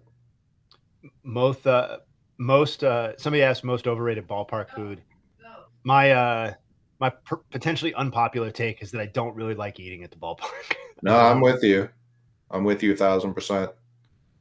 I will dodge your dog for specific food. Yeah, I'll say hot dogs in general, but that's a good call, DB. Wow, the Cubs are playing. That's an attack. I don't like hot dogs. We should, as a society, we know what's in them. Yeah. And we're like, yeah, I'll take 3. It's like we shouldn't do that. I'll take a pretzel every now and then if I'm really hungry at the game, or somebody gets peanuts, I'll just kind of passively snack on them. But the seats are tight, and you're just jostling, and it's up here, and then your face and your hands, and then I gotta go wait in the bathroom. It's like, fuck that. I'll watch the game. Tiramisu in a hat is like what are we talking about? I'm sure it's delicious, but right. What are we talking about? Right. So I'm going to pay $23 for something that gives me intestinal pain, and that I could get a better version of if I just wait the next day and go to any place near my house that isn't a ballpark. I'm big I'll get, before the game starts, a hot dog and a sausage, put those down, and then I'm not touching anything the rest of the time. Ooh, I just got a Parish Hill Creamery side quest in Vermont cheese. A churro at the ball game, though. I will absolutely smash a churro. That feels like West Coast stuff. And I love a churro. When I'm visiting the Mouse, I'll go down on a churro, no problem. Yeah, I will just hammer a churro. I had a churro for the first time at the All-Star game in LA. In what was that, 22? What'd you think? Oh, it was great. I was missing out. Yeah, churros are I mean, churros are incredible. Mayor Mojo, you know how I feel about an It's It. I tried to get these guys. I know that none of these guys. Jay, have you had an It's It? You've had an It's It. What's an Yeah, It's but it was a long time ago. I feel like Shill was into it too, or something like that. Maybe that's a different. It's an ice cream sandwich, right? Yeah, with oatmeal cookies though. Oh yeah. Okay. Maybe I haven't had this. I think I'm getting it confused with something else. Oh yeah, it's we had this conversation earlier, but Yeah. the It's It is the It's It, excuse me, is all time. I mean, it is an all time ice cream sandwich. It is. I'll die on the hill. Yeah, I'm pulling it up right now. Hold on. Dallas, have you ever seen a cool dog? No, man. What's cool dog? It's basically like if a hot dog was cake and ice cream instead of pig renderings and low quality bread. Sure. So the hot dog is the ice cream and the bun is the cake. Yeah. Where do you get those at? It was a New England staple. I don't know that they exist anymore. Oh wow. What are you talking about? Cool dogs. These are Like brand- that would be like think about being able to, like, if you could slang mini cool dogs like sliders, like those are essentially like a dessert cupcake type deal, but like walk in made to order. So you prep the cupcake. So you can come in and order whatever cupcake you want. Okay, but what kind of dog do you want? You want a chocolate dog? You want a, you know what I mean? Okay, I just What kind of dropped crazy. What kind of I just flavor dropped- were these dogs, Coley? I just dropped it in the JTN chat. I will open a cool dog. Whoa. That looks very plastic. Well, I mean it's in a box. No. I understand. That white thing though. What is it? Is that the cake? The outside is like the yellowish white is the cake for sure. The inside, I'm mostly sure it was like soft serve, just like probably a couple times back and forth. Cool dog. I mean, it was sitting right there. It was right there for anyone to take it. Yeah, Choco Taco over a cool dog. I mean, I can't knock the cool dog because I have not sank my teeth into it. But the Choco Taco is also an all-time favorite. I'll tell you what, they're both extinct, so neither of them really lasted. Right? Yeah, when the Choco Taco, bro, I cried. Like, I was heartbroken when the Twinkie left us for a little bit. Because, like, here's a hot take. Twinkie over marshmallow on a campfire. And here's why. Because if you crisp it just right, okay, not only do you caramelize and crisp the sugar on the outside, but if you time it just right, you keep it away from burning, the cream on the inside liquefies and you sink your teeth into that thing. And I am fucking telling you right now, you will do unspeakable things to make that feeling come back again in civilian life. I say civilian life because once you leave camping, you're like, how am I ever going to replicate this again? I don't just have open flame readily available, like to that extent, like to where I'm roasting fucking Twinkies. But sure. I'm telling you right now, go do that and thank me later. You know what's going to be fucking great is that if this game goes to extra innings, Dallas is going to take so many breaks that one of those times he's going to try and start a Twinkie fire because he's going to want that. In his living room.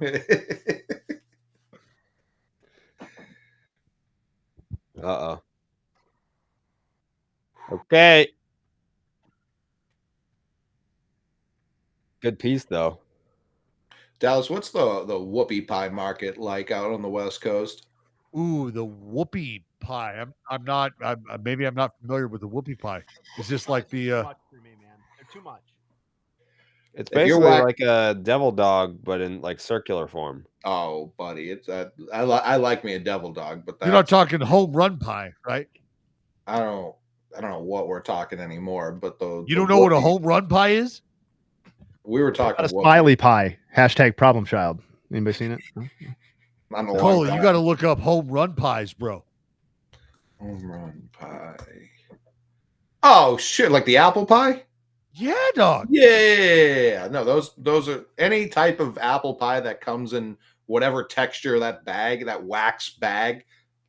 Unbelievable. It's one of my favorite things. That's like a gas station staple. You have a synthetic wax, sugary coated. Give me that. You know, whoopie pies. Whoopie pies are a different ball game than that. I've never really foxed with a whoopie pie. Wicked whoopie, is that a thing? I mean, when you get your main cabin, you're going to be inundated with Whoopies? duck peas. Yeah, Whoopie it's pies? Oh. They got different flavors. That Oh, yeah, raspberry you and cream, bro. That raspberry and cream whoopie, strawberry whoopies, yeah, you can do it all. The red velvet. red velvet whoopies. Mm-hmm. Can we order these? Do they ship? I would imagine so. Yeah,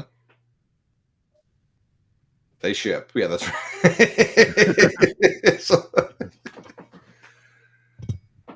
Yeah, if you're waxing poetic about, that's what made me think about it. If you're waxing poetic about Twinkies with that little bit of cream, buddy, just wait. But it's the Twinkie. You got to understand, it's the caramelization of the sugar on the outside that. No, I get it. I get it. Yeah, we got you. Crunch to the Twinkie. The fucking No, I'm gonna try it. The liquefaction of the cream in the middle. That's the thing. Like you bite into it, and I'm telling you, your eyeballs go like this. What? A Twinkie is not supposed to do that. What? Do I fuck with half moons? Of course I do. Well, I did. I saw God. Shout out butterscotch crimpets too. Wow. Never a bad time to shout out butterscotch. Paint. Oh, hello. This is my problem with how, and I understand why we as baseball fans appreciate the sword. I think it's so much more demoralizing when the guy doesn't even get the bat off his shoulders. And I get you want the swing and miss, that's more repeatable, but just black guy hanging his head after, it really doesn't get better than that for me. Dude, it's one of my favorite questions to ask because I think you get a little insight to a guy's personality, you know, like because you have to, like, what is your explanation? Like, what do you like? Do you like does you taking this, like, are you just completely baffled, just completely thrown off, completely fooled, or are you swinging at this because, you know, like, what kind of swing is it? Or like, Sure. Is it the Javi Baez, just 5 feet off? You know, because that feels good too. Oh, yeah. Take them I how don't- you can get them, but the chess match that is pitching, just completely rearranging someone's brain. Because now I feel like I'm also on you for the next step. Like you're already in your head for the next at bat. Yep. I do feel like if we're talking like a series or World Series clinching moment, though, there is nothing that can be better than a guy blowing his heat, swinging by the other guy. Like, just here's my fastball. You know it's coming. Like, I'm throwing it by you, and you're like, strike three. You're fucking out. We win the World Series. Like, get the fuck out of here. The Skubal Cal Raleigh at bat, right? How that inning ended, like 101. Here it is. Everybody just erupts. Yeah, it's Machado, Chris Sale versus, like, was that Wainwright on Beltran? Wainwright, Beltran. Yeah, like that buckling his knees and like collapse. I mean, they both fell. Machado and Beltran collapsed to the ground. But it's, I don't know, that Wainwright one. Like, Mets fans never really forgave Beltran, and he was still really good for them. But it was amazing. Right? Yeah. I thought it was always crazy that Beltran was the only guy out of the Astros thing to never get a second chance. True. Just gone. Well, Never spoken or heard of again. I don't know that it'll remain that way, but I think that speaks to like when things like that shape up. I think it speaks more to like, doesn't it kind of answer some of the questions that you think you still have, or Maybe. that you think you might still have?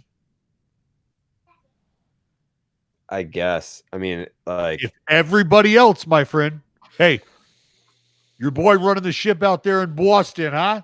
Took a little vacay. Come on back. All good. All good. Everybody else, same thing. Come on back. well, No problem. No, you no, can make no, the not case. well. We've moved on. No.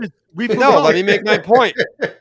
My We've point is moved on. valid. Nobody cares. Nobody cares about your point. My point is valid. Cora Nope. built up equity in Boston, so it was easy to bring Fantastic. him back. Fantastic. Beltran had zero Sweet. equity as a manager. Zero. But equity in the game It's different. My point is, each and every one of those individuals found a landing spot very quickly. Very quickly. It's a fair point. It is Well, fair. did we know that Beltran has tried?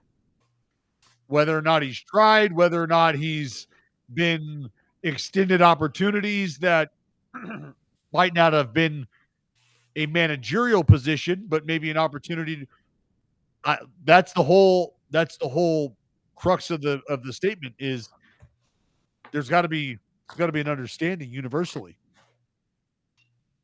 Like an unofficial suspension, like you can't touch this guy until 2027, something like that. Well, no, Cole. I think it's just it's almost, like, hey, we know what you come with. Are we prepared to answer those questions? Like, where are we at as an organization to want to work our way through that? Because I mean, like, if he pops up with the Reds, like, what are we? What's that like? Is he getting crushed every day in the media scrum? No. I But if he mean, pops. the reporting up and- didn't even crush him. What's that? Like, the reporting didn't even really crush him or make him look bad. I don't think, like, he doesn't have anything that's like public information that he has to answer for.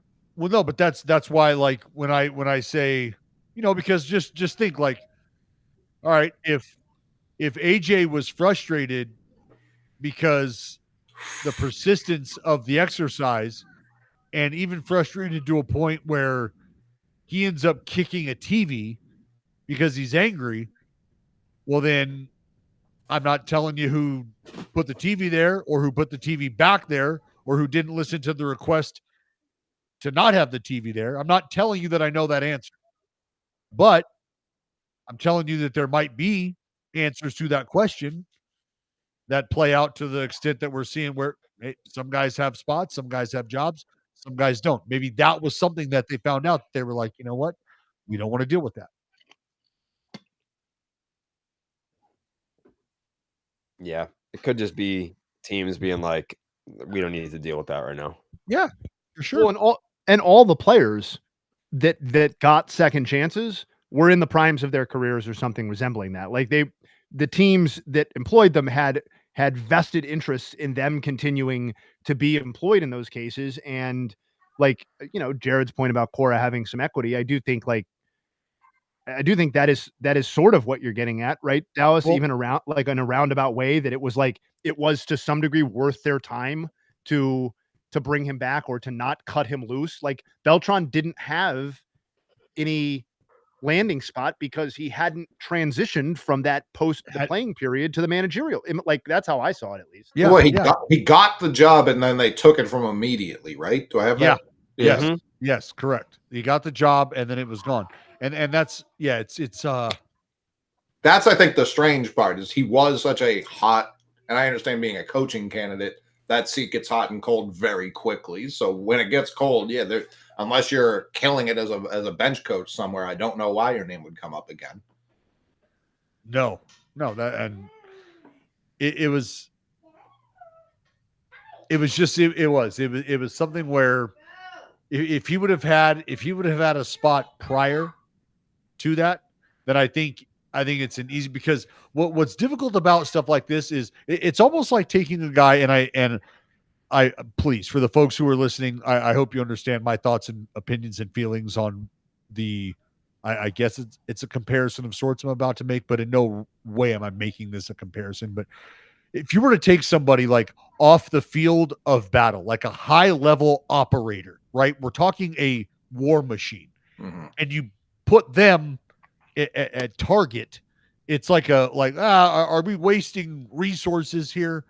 Probably not the right spot for this individual. And that individual might be applying some things that aren't necessary for that role, right? Sure. Like just well overqualified. So for Beltran, like it's like taking him out of the uniform as a player, plugging him right into the dugout in this position. Like, bro, he's still in the heat of it. Like he's still in the, you know what I mean? He's still in the mix.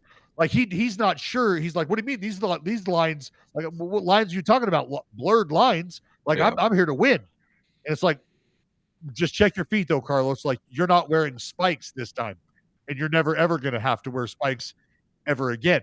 So you got to reel it in. We can't cross these lines. These are things that you cannot do.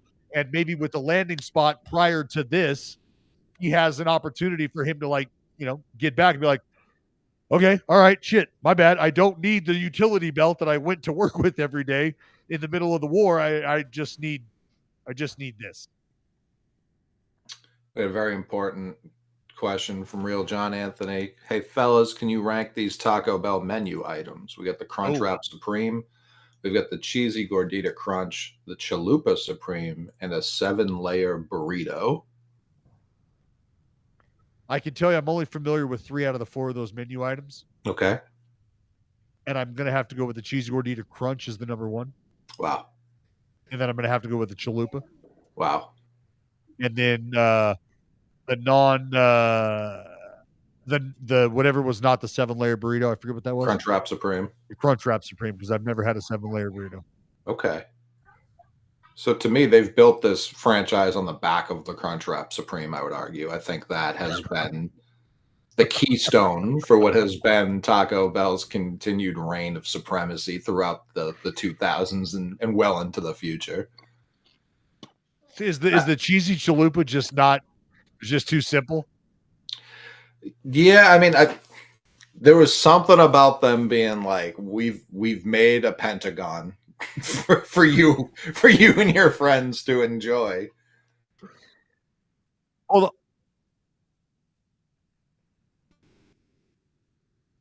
So that's my one. Wow. There's a breakfast crunch. Oh yeah. Crunch wrap? Mm-hmm. Does Taco Bell do breakfast? Buddy, I don't know. You were busy playing professional baseball when the great breakfast revolution of fast food restaurants started. McDonald's, obviously, I feel like is the originator there, but Burger King came out swinging with the French toast stick. That really got people buzzing. Yeah, probably like 05, 06. Okay. And then Taco Bell, they kind of waited in the weeds for a little bit, and when they dropped the breakfast menu, I don't know that America was ready for it, but yeah, I'm trying to wrap my head around like the potential of a Taco Bell breakfast menu right now. Yeah, they I mean, Taco Bell's not afraid to swing from the shoes, you know what I mean? They'll be like, "Hey, we got French fries now." And it's like, "What are you talking about, Taco Bell?" That's aggressive. Yeah, it's got the hash browns, the crunchy part, and then like the scrambled egg is on one side. You know, that's what I can appreciate about Jack in the Box is they never got too crazy. They never got too big for their britches and tried to expand. The biggest they did, they you know what? We'll just shrink the tacos and put them in a box and give you more than 2. How about that? We'll do that. Like that's as crazy as we're going to get though when it comes to tacos. I thank you for your service. That's why I love Dave's Hot Chicken. You just know what you're going to get. Mm-hmm. Yeah, they got one pitch, but they throw it 116. Yeah. Buddy, 116 is tasty. Oh, yeah. We got chicken. It's I've had Del Taco. Chris talks sports. I'm sure DB has too. Oh yeah, plenty of Del Taco. I think I have been to that Taco Bell cantina. Is that the big like the restaurant Taco Bell, right? Isn't that what I'm talking about? One. Yeah.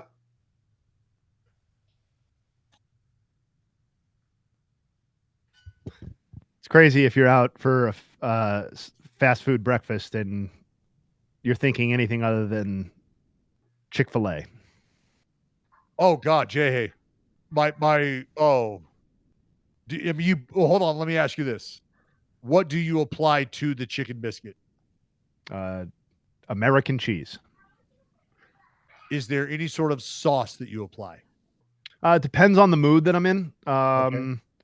I have been known to do honey. I'm Yeah. open to Chick-fil-A, the Chick-fil-A sauce. Honey, If I'm getting real spicy for breakfast, maybe the honey mustard, but usually Chick-fil-A or honey. Yeah. Chick-fil-A, biscuit, honey, undefeated. Yeah.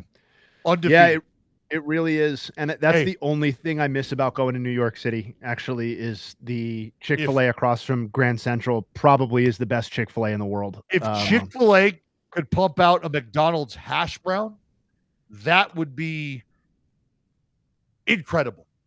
Yeah, I would prefer a larger hash brown over their little individual mini hash browns that they get, but they usually do a pretty good job with those mini ones too. I think that's what makes them good. Jay, is they're not again, they're staying in their lane. They I know.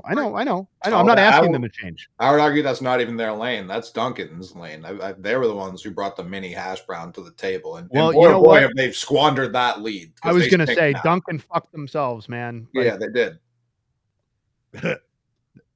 I saw those commercials growing up about gotta bake the donuts. Oh God! Gotta make the donuts. The fuck are you doing, man? Go into the Dunkin' Donuts store to make the donuts, and then you find out they don't even bake them in the stores anymore. Oh, they're just like shipped frozen. That's why Cane's you guys Donuts are talking baseball. my bad. That's why Cane's Donuts the best. They make them right there. I mean, yeah, most places that are standalone or only have a few locations are doing it in-house for certain. You have to. You have to. Where else? What's your supplier? Otherwise, your supplier is Dunkin' Donuts. Yeah. No, the difference. Go ahead. No, the difference between a fresh baked donut, like from a local place, and the stuff you would get at Dunkin' is you can't overstate it. So what I appreciate about Dunkin', like they are still better, and the closer you are to Boston, the better they still are. Sure, I believe that. Yes. Which I really appreciate. Like, that's so funny to me that they're just like the farther away you are. Like, I tried it in Hawaii. Awful. Like, just the worst experience I've ever had. Everything from the coffee to the food just stinks. I think different world. I think you're onto a theory. I think you're onto a real theory. I don't think it's a theory. I think it's like definitely true. Yeah. No, but I think it expands beyond Dunkin' because I've felt that way about Wawa before.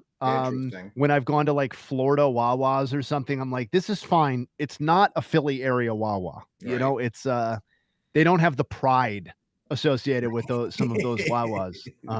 Because it's just a franchise thing for them, it's just because like the fewer there are on the outskirts of their of their boundaries, you didn't grow up on whatever that was, so you didn't have it as much.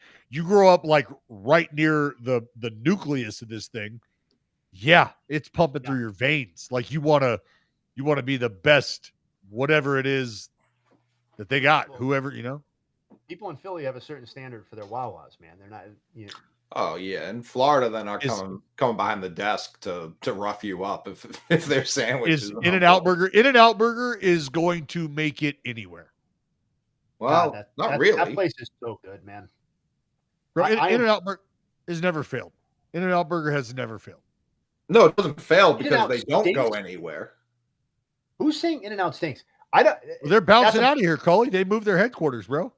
Sure, but I'm saying their whole thing is like we'll only build a franchise if we can get fresh ingredients there daily. Like that's why it's like we won't put it in the middle of fucking anywhere because we can't maintain those standards. No, yeah, for sure. Well, that's but you got to respect that. You got to love it. I do think the fries are swill. Like they're replacement level fries. Yeah. But the burger is quality. The shake. But see, like for me, like I enjoy it. Like even if it's a mental thing, like am I eating a hamburger? I am. Did I just watch them just like flush the potato through and then throw it in the? So do I feel like I'm eating a potato that much closer to what it's supposed to be as opposed to whatever came out of the bag or the walk-in freezer of fast food X? Like yeah, I do. I'm not gonna lie, I do. I feel a little bit better about it. every time I get in and out, I always look at it and I'm like, there is absolutely nothing special about this. And then I eat the burger and I'm like, that was so fucking good. That was so good. And each of the last three times that I've Dr. Ninja. and I'm just like throwing fries in to just like break up the burger a little bit. But like the last 3 times I've been there, I have gotten back in line and gotten myself another single burger and eaten it again. So you gotta go. I mean, whether you go double or you go 3x3 or plus, whatever you do, get yourself the extra. But do you order anything special? I like did mustard fried. I did the double animal style and then plain fries, and then I went back in line and I got myself a single burger. So yeah, get yourself like you can go 4x4 mustard fried. Or you can't go mustard fried if you're going animal style, because mustard fried is they fry it onto the bun. But you go, oh, that's cool. Yeah, you go mustard fried, and then you get an extra order of animal fries, and you mix those with your regular fries, and that's delicious. But you get a side of jalapenos or a side of the pepperoncinis as well, and you sprinkle that over the fries, and oh my God. Again with the camera angles, we had this issue last night. I don't like a fast food chain that feels like I need to be and like let into some secret club to order. That's, I think, my point of contention with In-N-Out. It's like the secret menu, cool, no doubt, but like if the whole menu is secret, like what do you mean? But that's the thing is Stockton Ninja, my man's all over it. Like everybody knows it. I'm dropping game on you right now. I'm putting you on game. Right, but again, like if I go anywhere else, it's right there. If you walk in there, if I didn't talk to you and I walk in there, it's like, I'll get a burger, I guess. And they're going, yeah, number 68, some fucking dweeb just ordered a regular burger. So what do you want me to do? Like, how am I supposed to know? The ordering board is just take a guess, bitch. It's crazy. Do you feel unimportant at In-N-Out? Is that why it's not what it is, because I do like a little, like, get the hat. It makes me feel like a big boy. But I don't understand where it's just like animal style feels like they're starting to advertise that even a little, like everyone knows that part of it. But mustard fried, I've been to In-N-Out at least 7 times. I'd never heard mustard. I've never heard that either. Yeah, mustard fried. I'm just going to start throwing things at them and see if Can I get it mayo fried? Like it feels like in every sketch SNL used to do in like the 80s where they were at a diner or something, when the customer would order to the waiter and then he would yell it back in some preposterous way. That's normal ordering it in now. You like to say what you want. Give me the hot skip Johnny with 2 dashes. Yep, that. Yeah, like that's they're like, yes, of course. Protein style, yeah, it's ground beef. Why would I have to like that's No, protein style. So protein style, Coley, is no buns. Just pieces of lettuce. Yeah, I guess. Cannonball is making nasty. Side of pokeries. Yeah, the menu, they got all kind of crazy shit, man. I guess not all kind. I'm looking at my third base coach for the sign when I step up to order it In-N-Out. Mr. Burns slithering like a snake over there. Like, yeah, that.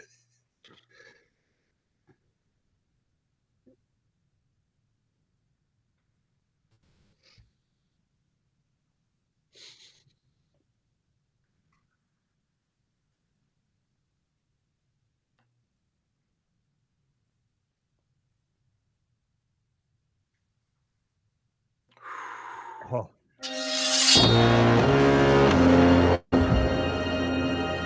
Okay. I feel like the Brewers have gotten off the mound every inning just screaming. It's been awesome. Well, I mean, I feel like if you're on the Brewers, it's because it's the Cubs. Like they're so used to Cubs fans filling up their ballpark too. So it's kind of like a fuck you to them too. Yeah.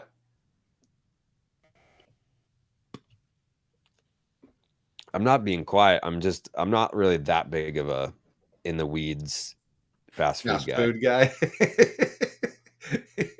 I went with Yeah. I think I went an hour without talking at one point last night. It happens. Yeah, I mean, I know Dallas and Coley were cooking on it, and like I'm just very basic when it comes to fast food. Like I like a triple cheeseburger from McDonald's. I like the chicken nuggets. I still like Burger King. I know everyone's down on Burger King. I love Taco Bell, but I'm very plain. Like I like what I like. So when I go there, I don't mix it up very often. Like I've been getting the same thing from every fast food place for the last 25 years. I'm the same. I go to I have never outside of a sourdough jack and the 2 tacos for 99 cents at Jack in the Box. I have never in my life had another menu item from that place. Mm-hmm. Never. That's it. Sourdough jack. Started with a sourdough jack, never got off. Yeah. Never got off. Triple cheeseburger is kind of an insane thing to order. I love it. Also, I admittedly never had Taco Bell until after I graduated high school. I don't think that's that crazy. I feel like they didn't get to Mass until like the mid 2000s, and we were both 07, or 07 and 08. I'm 07. Yeah, I don't know why I said 08. I've had Clucks. I've had Clucks before. Where did I have Clucks? Did they have a Clucks in Louisiana? Did I have Clucks in Louisiana? I think Taco Bell's as close to the top of the chain as possible. Where are you at on sandwiches, Coley? Yeah, so Jersey someone Mike's. asked that. I feel like they're all pretty competitive. I don't really have any loyalties to. It's really whoever's closer to me. In New England, I never feel like I'm getting my money's worth. I'd rather just go to any pizza place that also has subs. Like I'd much rather do that. Yeah, give me a Jimmy John's gargantuan all day. Love Jimmy John's. Love it. I mean, love a good Potbelly as well. Potbelly is stupid. Jersey Mike's is standard stuff. Like always in the rotation.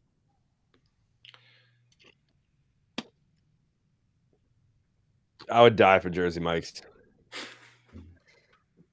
I love it.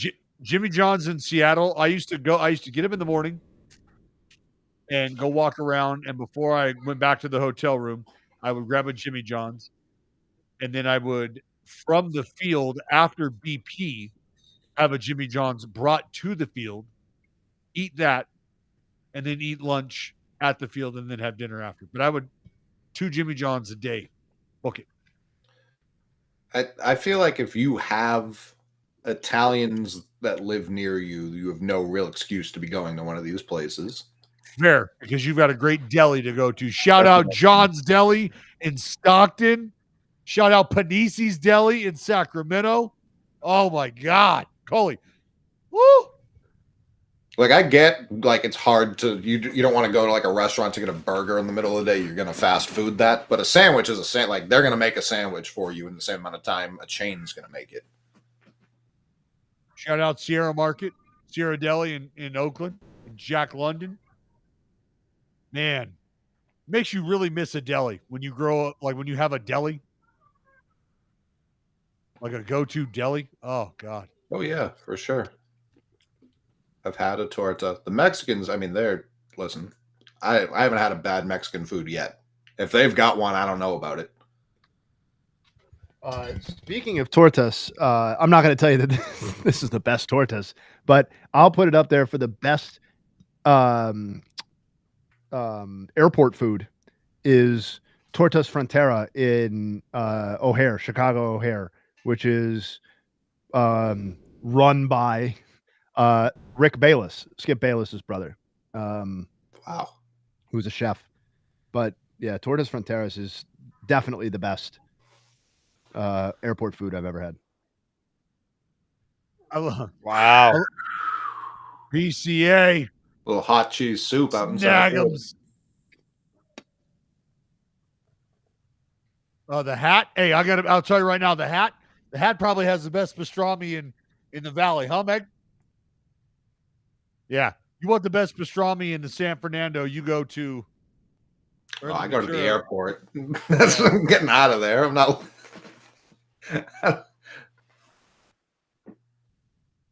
The hat is ridiculous.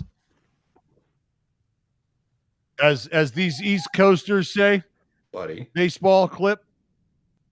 The hat goes stoopy dubby.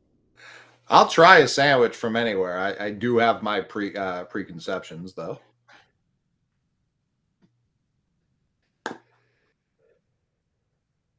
Like I mean, I got to be honest, man. A good sandwich is tough to beat. 1,000%. They figured like it's the perfect construction of a meal in my mind is a sandwich. It's all right there. Oh, he liked it. Is this the longest ball ever hit? Good Lord. He's not banned anymore. Yeah, I know. He didn't do it, but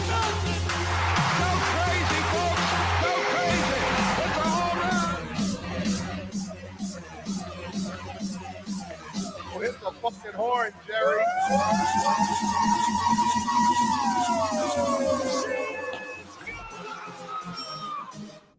I gotta see that replay. PCA went for it, and it was like 50 feet over his head. Watching PCA and the camera pointing at the moon, I was like, one of these guys is super wrong. One of these guys is way off. It looks like he just completely misread how far away he was from the wall and then did not. Polo ground PCA is the best we've ever seen. Like, did he run into the wall or did he come up short? Try to climb it. Well, that's what I mean. Like, oh my god! bro, that falls 28 feet in the air. Well, it's not exactly what I said. He didn't stick his foot in the wall. He just like coasted and fucking hammered the wall.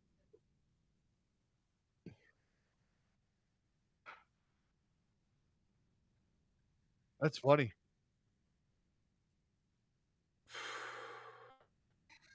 Four solo jacks. Do I have that right? That's correct.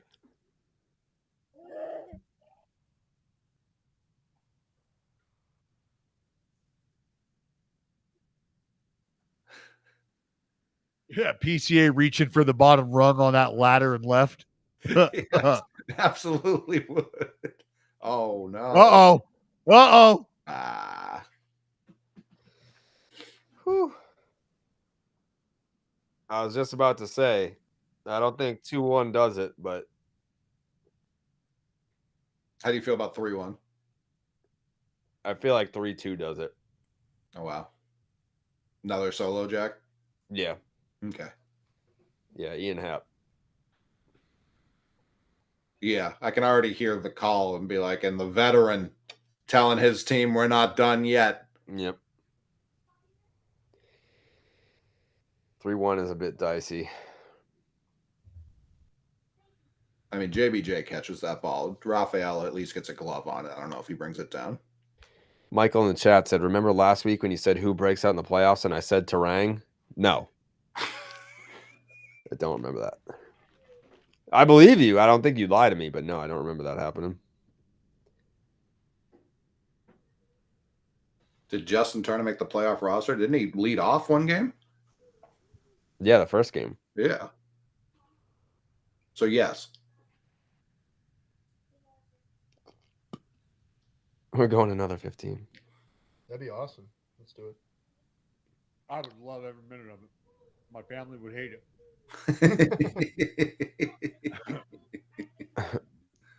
Yeah, that would cause massive problems. It's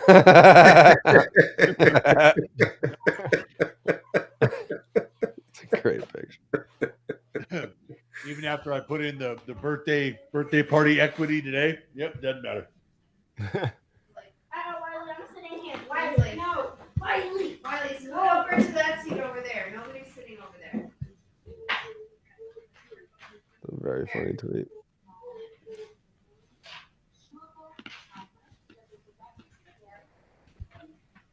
Come on, Wai, come sit over here, please. Stop it,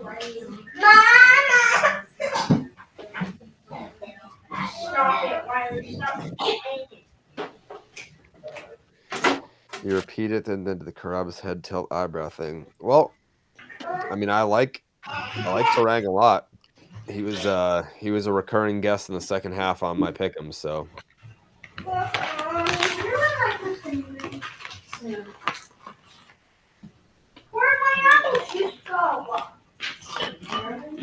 what do the Cubs do to improve if and when they lose Kyle Tucker, J.A.?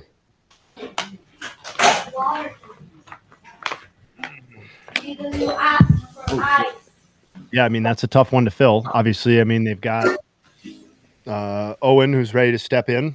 I would assume that's the plan internally if they lose him. I don't know that there's a one-for-one replacement for Bring Tucker back Bellinger? if they lose him. I don't see that. No, me neither.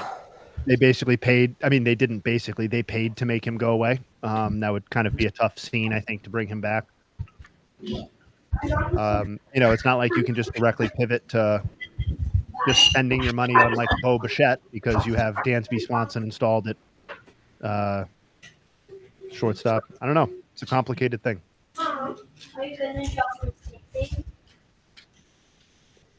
Would you say Tucker had a down year?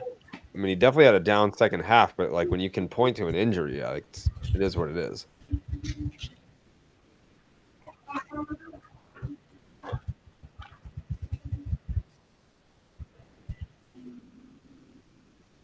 Yeah, that must be cool. That Toronto hotel that overlooks the ballpark.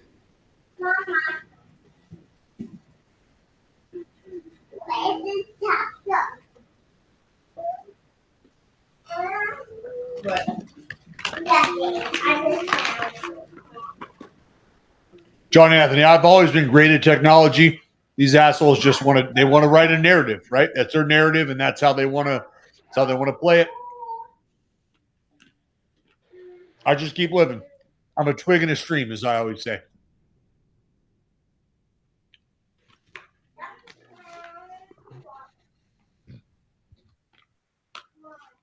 I have not been to Greenville.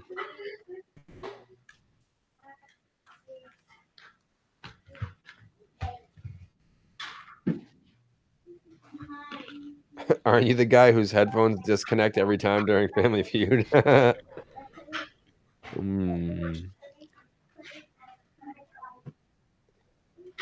Did you see this thing about the salmon last night? What, salmon run? Yeah. I see the salmon. I've been watching the salmon run for years. Yes. What about it? Yeah, but last night, Humpy, who's never won. Did he win? He won, and they did it in the 15th. So Humpy won for the first time ever. So they were trying to will it, and it happened. And it happened. Oh, my God. They did 2 runs. Wow. So Humpy, I want to say there was like a time where like Victor Robles like intervened and cost Humpy one time. Like Humpy was about to win. Dude, watching all the salmon run might be my second favorite one because I think they're the closest to like getting it the way Cleveland gets their hot dog race, the way they do it. Like just or like they have it's like a separate universe almost. The fans get it like but I think the salmon run is something because it's very endemic to the Pacific Northwest.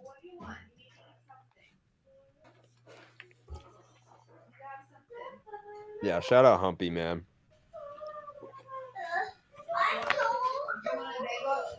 Hold on. Dr. Wiener.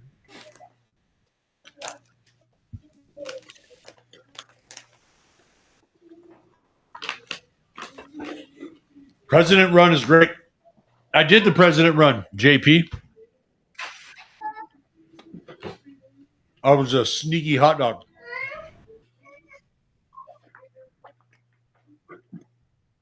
Wow.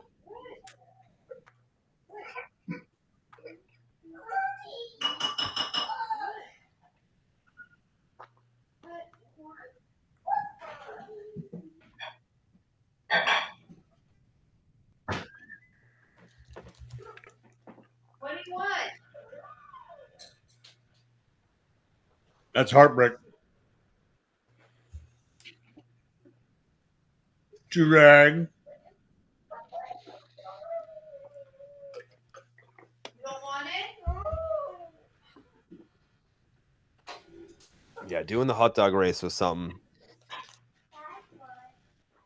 I thought I had a chance, but then I was physically assaulted. So What happened? I was assaulted. By who? Payback. Dr. Wiener. Most people saw. Mm-mm. Yeah, I saw you attack somebody right out of the gate. That's what the tape shows. It was a misunderstanding. I couldn't fucking see. Oh. And I bumped into Dr. Wiener, who then attacked me. Yeah, you had no idea, huh? Mm-mm. Because from the video, it looked very intentional, I got to say. I know what it looked like. I'm telling you what it was in real life, though. Well, I've spoken to the other participant, and he feels as adamant, maybe even more so about the situation, but from his perspective. Two wrongs don't make a right, Dallas. So unfortunate that you guys just couldn't run a clean race. I agree. We'll never know who really would have won. It's a shame. You get the ball to Tucker. Are you saying self-control?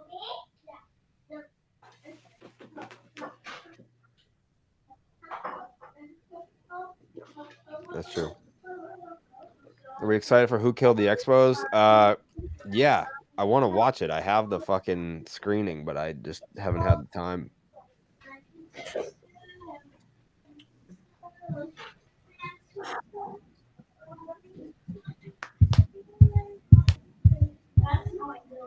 She's doing the opposite.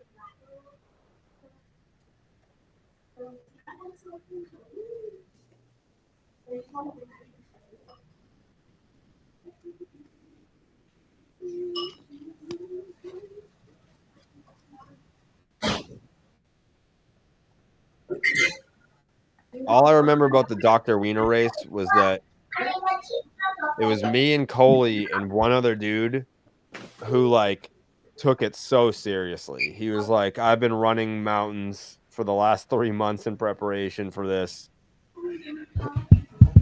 He's like, I've restricted oxygen in preparation for this. I don't know what I thought those suits were to get on and off, but I thought for sure I was stuck in that thing the rest of my life. It was a human Chinese finger trap. Yeah, it was. There was one point where I was just like, I guess I'm just a hot dog now. Like, I don't know that I'm getting out of this. They strapped that sucker on me, and I feel it like venom, like taking over my skin.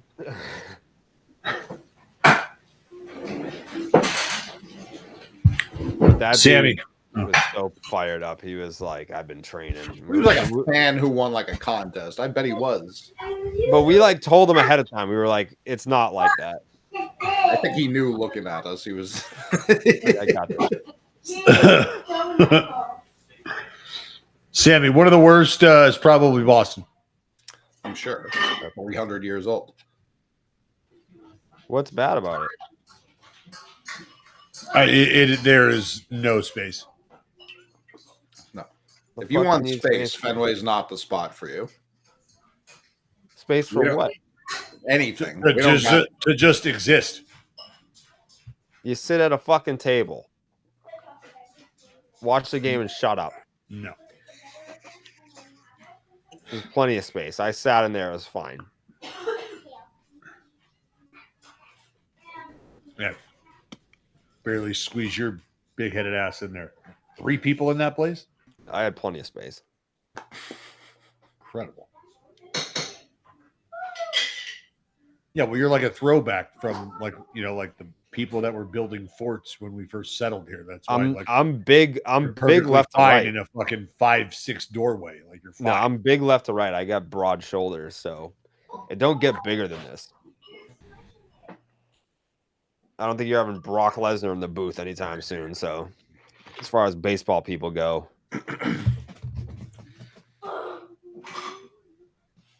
You're an H break kind of guy, not a big V break guy. big east to west guy.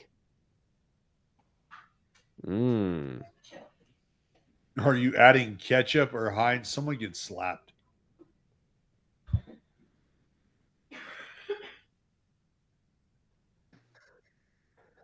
Yeah, the Coliseum had wildlife in theirs, so shut the fuck up. What's that have to do with anything? To be fair, it was off the table. He was asked about visiting broadcast booths. He doesn't know.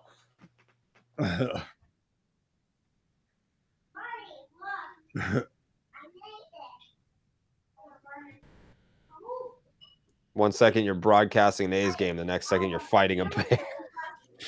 No. You know what?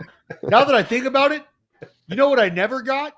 We never got thank you cards for the For the what? For the possum? for the service From PETA? possums. For the service possums. Providing an emotional support animal for the visiting team when coming in and catching that ass whooping.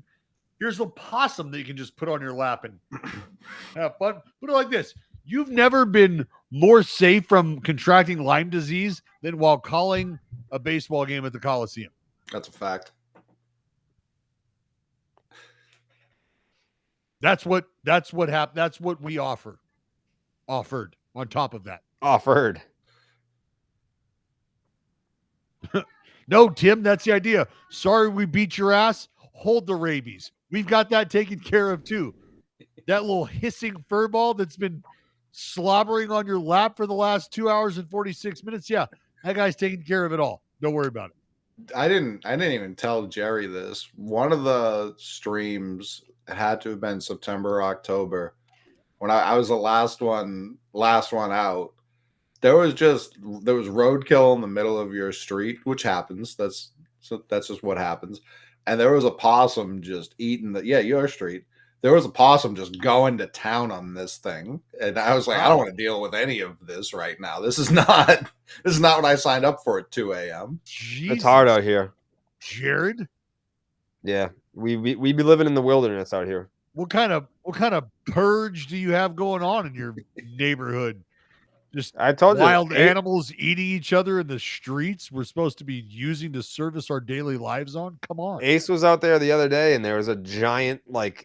Buddy, Ace is, let me tell you right now, Ace is snack. Ace is a menu item out there, pal. No, he's He benches.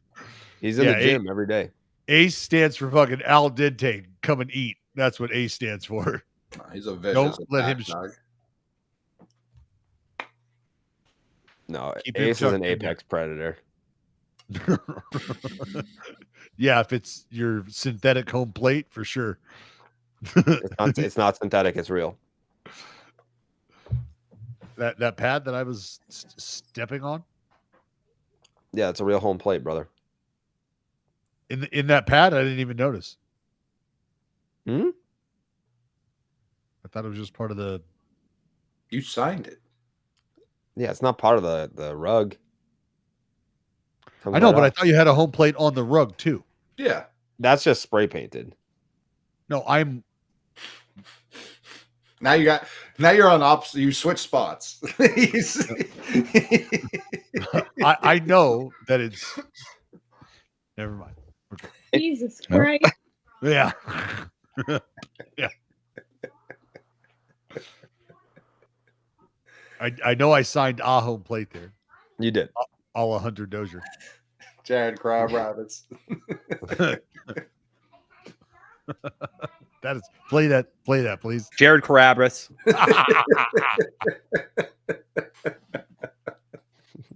It's just so funny because he spends as much time with you as anybody else in his life. And He literally we went to the first break and the producer came in the room and he's like, gave up a leadoff home run in the first. Jared Carabras. Kravitz. And the fact that you and him in the room, right? Like, were you in the room together or no? Sitting next to each other. We were the only people in the room. Next time you just gotta no words, walk out and not come back. Yeah. Posada.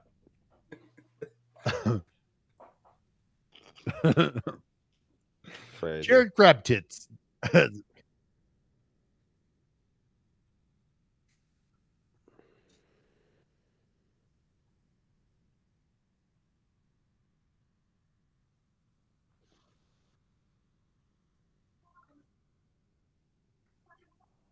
Host of baseball is dead.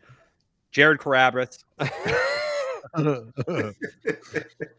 he took a breath before he said it too. Well, he fucked up before that, didn't he? Not that I remember. I thought he stumbled like right out of the gate, and then he was like trying to catch up, settle, and instead he blew it even worse. I thought he fucked up something early as well. It was like being on like a walking beam, and he was like, "Whoa!" whoa, whoa. Oh, you blamed a hard effort on Steve like directly after that. You're like, it's fucking Steve's birthday.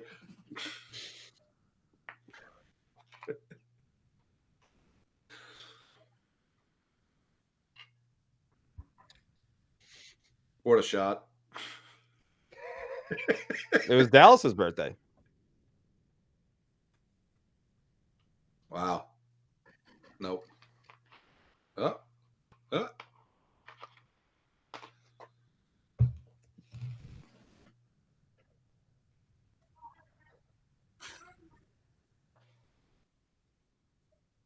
Two hands.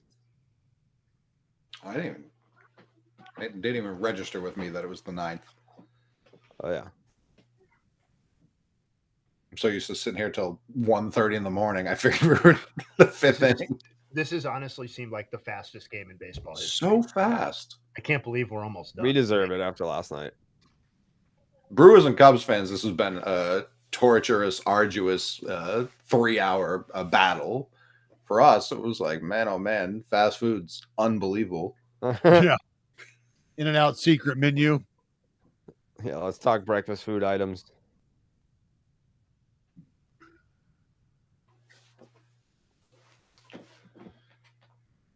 Hell, the playoff baseball stinks when your team's playing in it. Absolute the worst.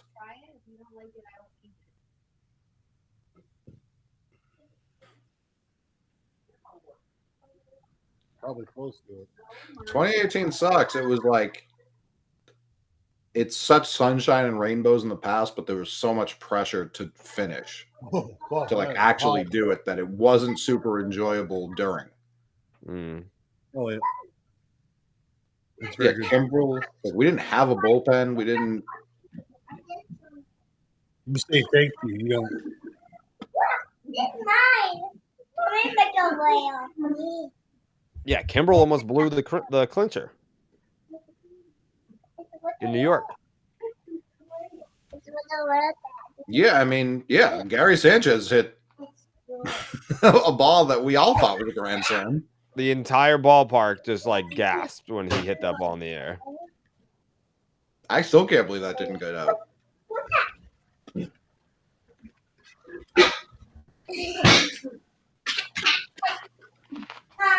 Yep.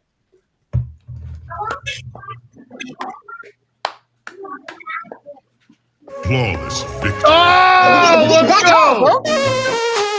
And listen to this crowd. My, oh my! Yes!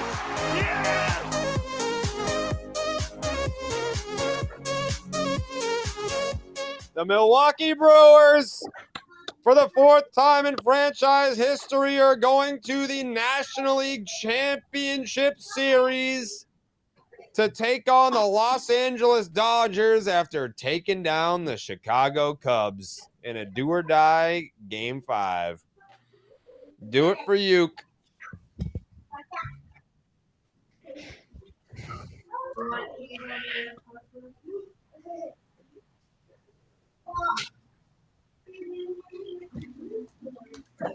They deserve it. Yeah.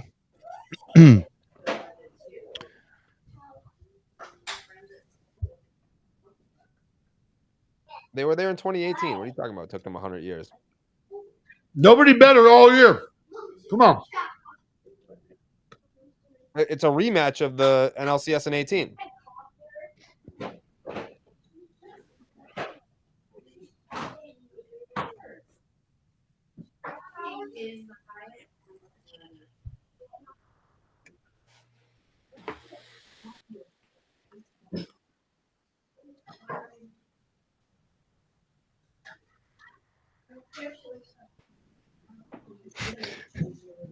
They looked at the loss to the Mets last year and he said, you know what? We are one not Devin Williams away. And here they are. We're one guy from not tipping his pitches away from getting to the next round. Yeah, they did let Adames walk too. That's a fair point. Yeah. Great organization. Yes. Objectively, yes. But also, like, this is a team that came into the year. They had no start. I mean, they were the torpedo bat team. They got torpedoed so hard to start the season that everyone was like, "What the fuck's going on? What is happening to our sweet game?" They were so desperate. They had no starters at all that they like drastically overpaid for Quinn Priester, who couldn't crack a Red Sox rotation that had like one pitcher at the time. And then he won 10 straight games in a row, 10 straight decisions in a row. Yep. Insane. It's an insane organization. They've lost their GM, their ace to a trade that really didn't yield a ton. DL Hall hasn't done a lot. Joey Ortiz has been bad. He's been bad. He was bad this year. Just bad. Sure, he was fine last year. Peralta continued. I mean, we had the debate opening day about was Peralta a 2 or a 3. Yeah. And he's just been a 1 all year. We were both wrong. Yep. Yeah. Yeah, and Woodruff, that noted in the chat, Woodruff was a big part for them in the second half of the season, last 3 quarters. There he is. He didn't participate here. That's my guy.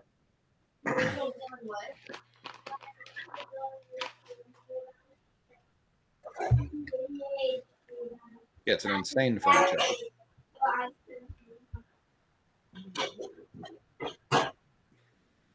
Bro. I mean, that might be is that the most, I don't want to call it a wild ride, but the most drastic experience of the season for a guy like Andrew Vaughn? It's got to be up there. Someone said he hadn't homered in like a month. It's just playoff baseball. But I mean, Cole, you're just getting your absolute face beat in by the White Sox or with the White Sox. Yeah. And then you're like, you know what? This is terrible. This sucks. I mean, for years. And then you find yourself to the point where people thought maybe he was the problem, like with the White Sox. I mean, he was so bad with the White Sox that his Brewers stretch this year still didn't get him to above replacement level. Like he was as bad. He was on the verge of being out of baseball kind of thing. And now he's a huge part of what they did after acquiring him. And obviously in this game and series, crazy. Yep. Wow. All right. ALCS game 1 tomorrow night, 8 p.m. Mariners Jays. Miller versus Gosman on the bump. We'll be right back here with more Just the Nuts, the fellas. When's the next pod? I think it's tomorrow, isn't it? Tomorrow, yeah. Tomorrow sounds good. All right. Final thoughts. I don't like. My first thought is I don't love Dallas's reaction to the reminder that the pod's tomorrow. So we'll see how that goes. Eh? Yeah, it's the kind of that game. It was just the kind of game that makes you say Kiko Calero. Yeah. No, I guess hopefully we pod tomorrow, but I'm looking forward to the NLCS. I think it's the one that on paper we were promised in a lot of ways this season. And I think the ALCS is, at least narrative-wise and fan base and team's story arc, as good as it can get, and the one that we've all demanded at multiple points this season. So in a lot of ways, this NLCS and ALCS couldn't be better, and I'm excited. Dallas, final thoughts? No, that's I think Jay Hay was, I mean, lock and step with where I was going, is the anticipation of these 4 teams colliding at this stage was, I think, anticipated at certain points and to certain extents. And the fact that we're getting it, I think I'm biasly very, very excited about what the ALCS represents and what that looks like. So that's where I will absolutely be locked in. But I mean, I couldn't be more pumped up, man, for a great championship series ahead of us. Coley? I mean, I listed all those things the Brewers have lost and overcome, and I bring it back to what Jay said at the beginning of this series. Their manager went to the team they just beat as well for more money and a better chance to win. You shout out the crew. I think he's gonna feel like a real asshole tonight. Big time. Just losing 4 if you're gonna do this shit. But yeah, I think I'm riding with the crew the rest of the way. How could you not? Uke. Was Euchre this year? Off season. So this, yeah. Okay. That's a powerful, powerful force behind these Brewers. Mm-hmm. All right. We'll be back tomorrow. Game 1 of the ALCS. Thanks everyone for tuning in. We'll see you tomorrow night for more.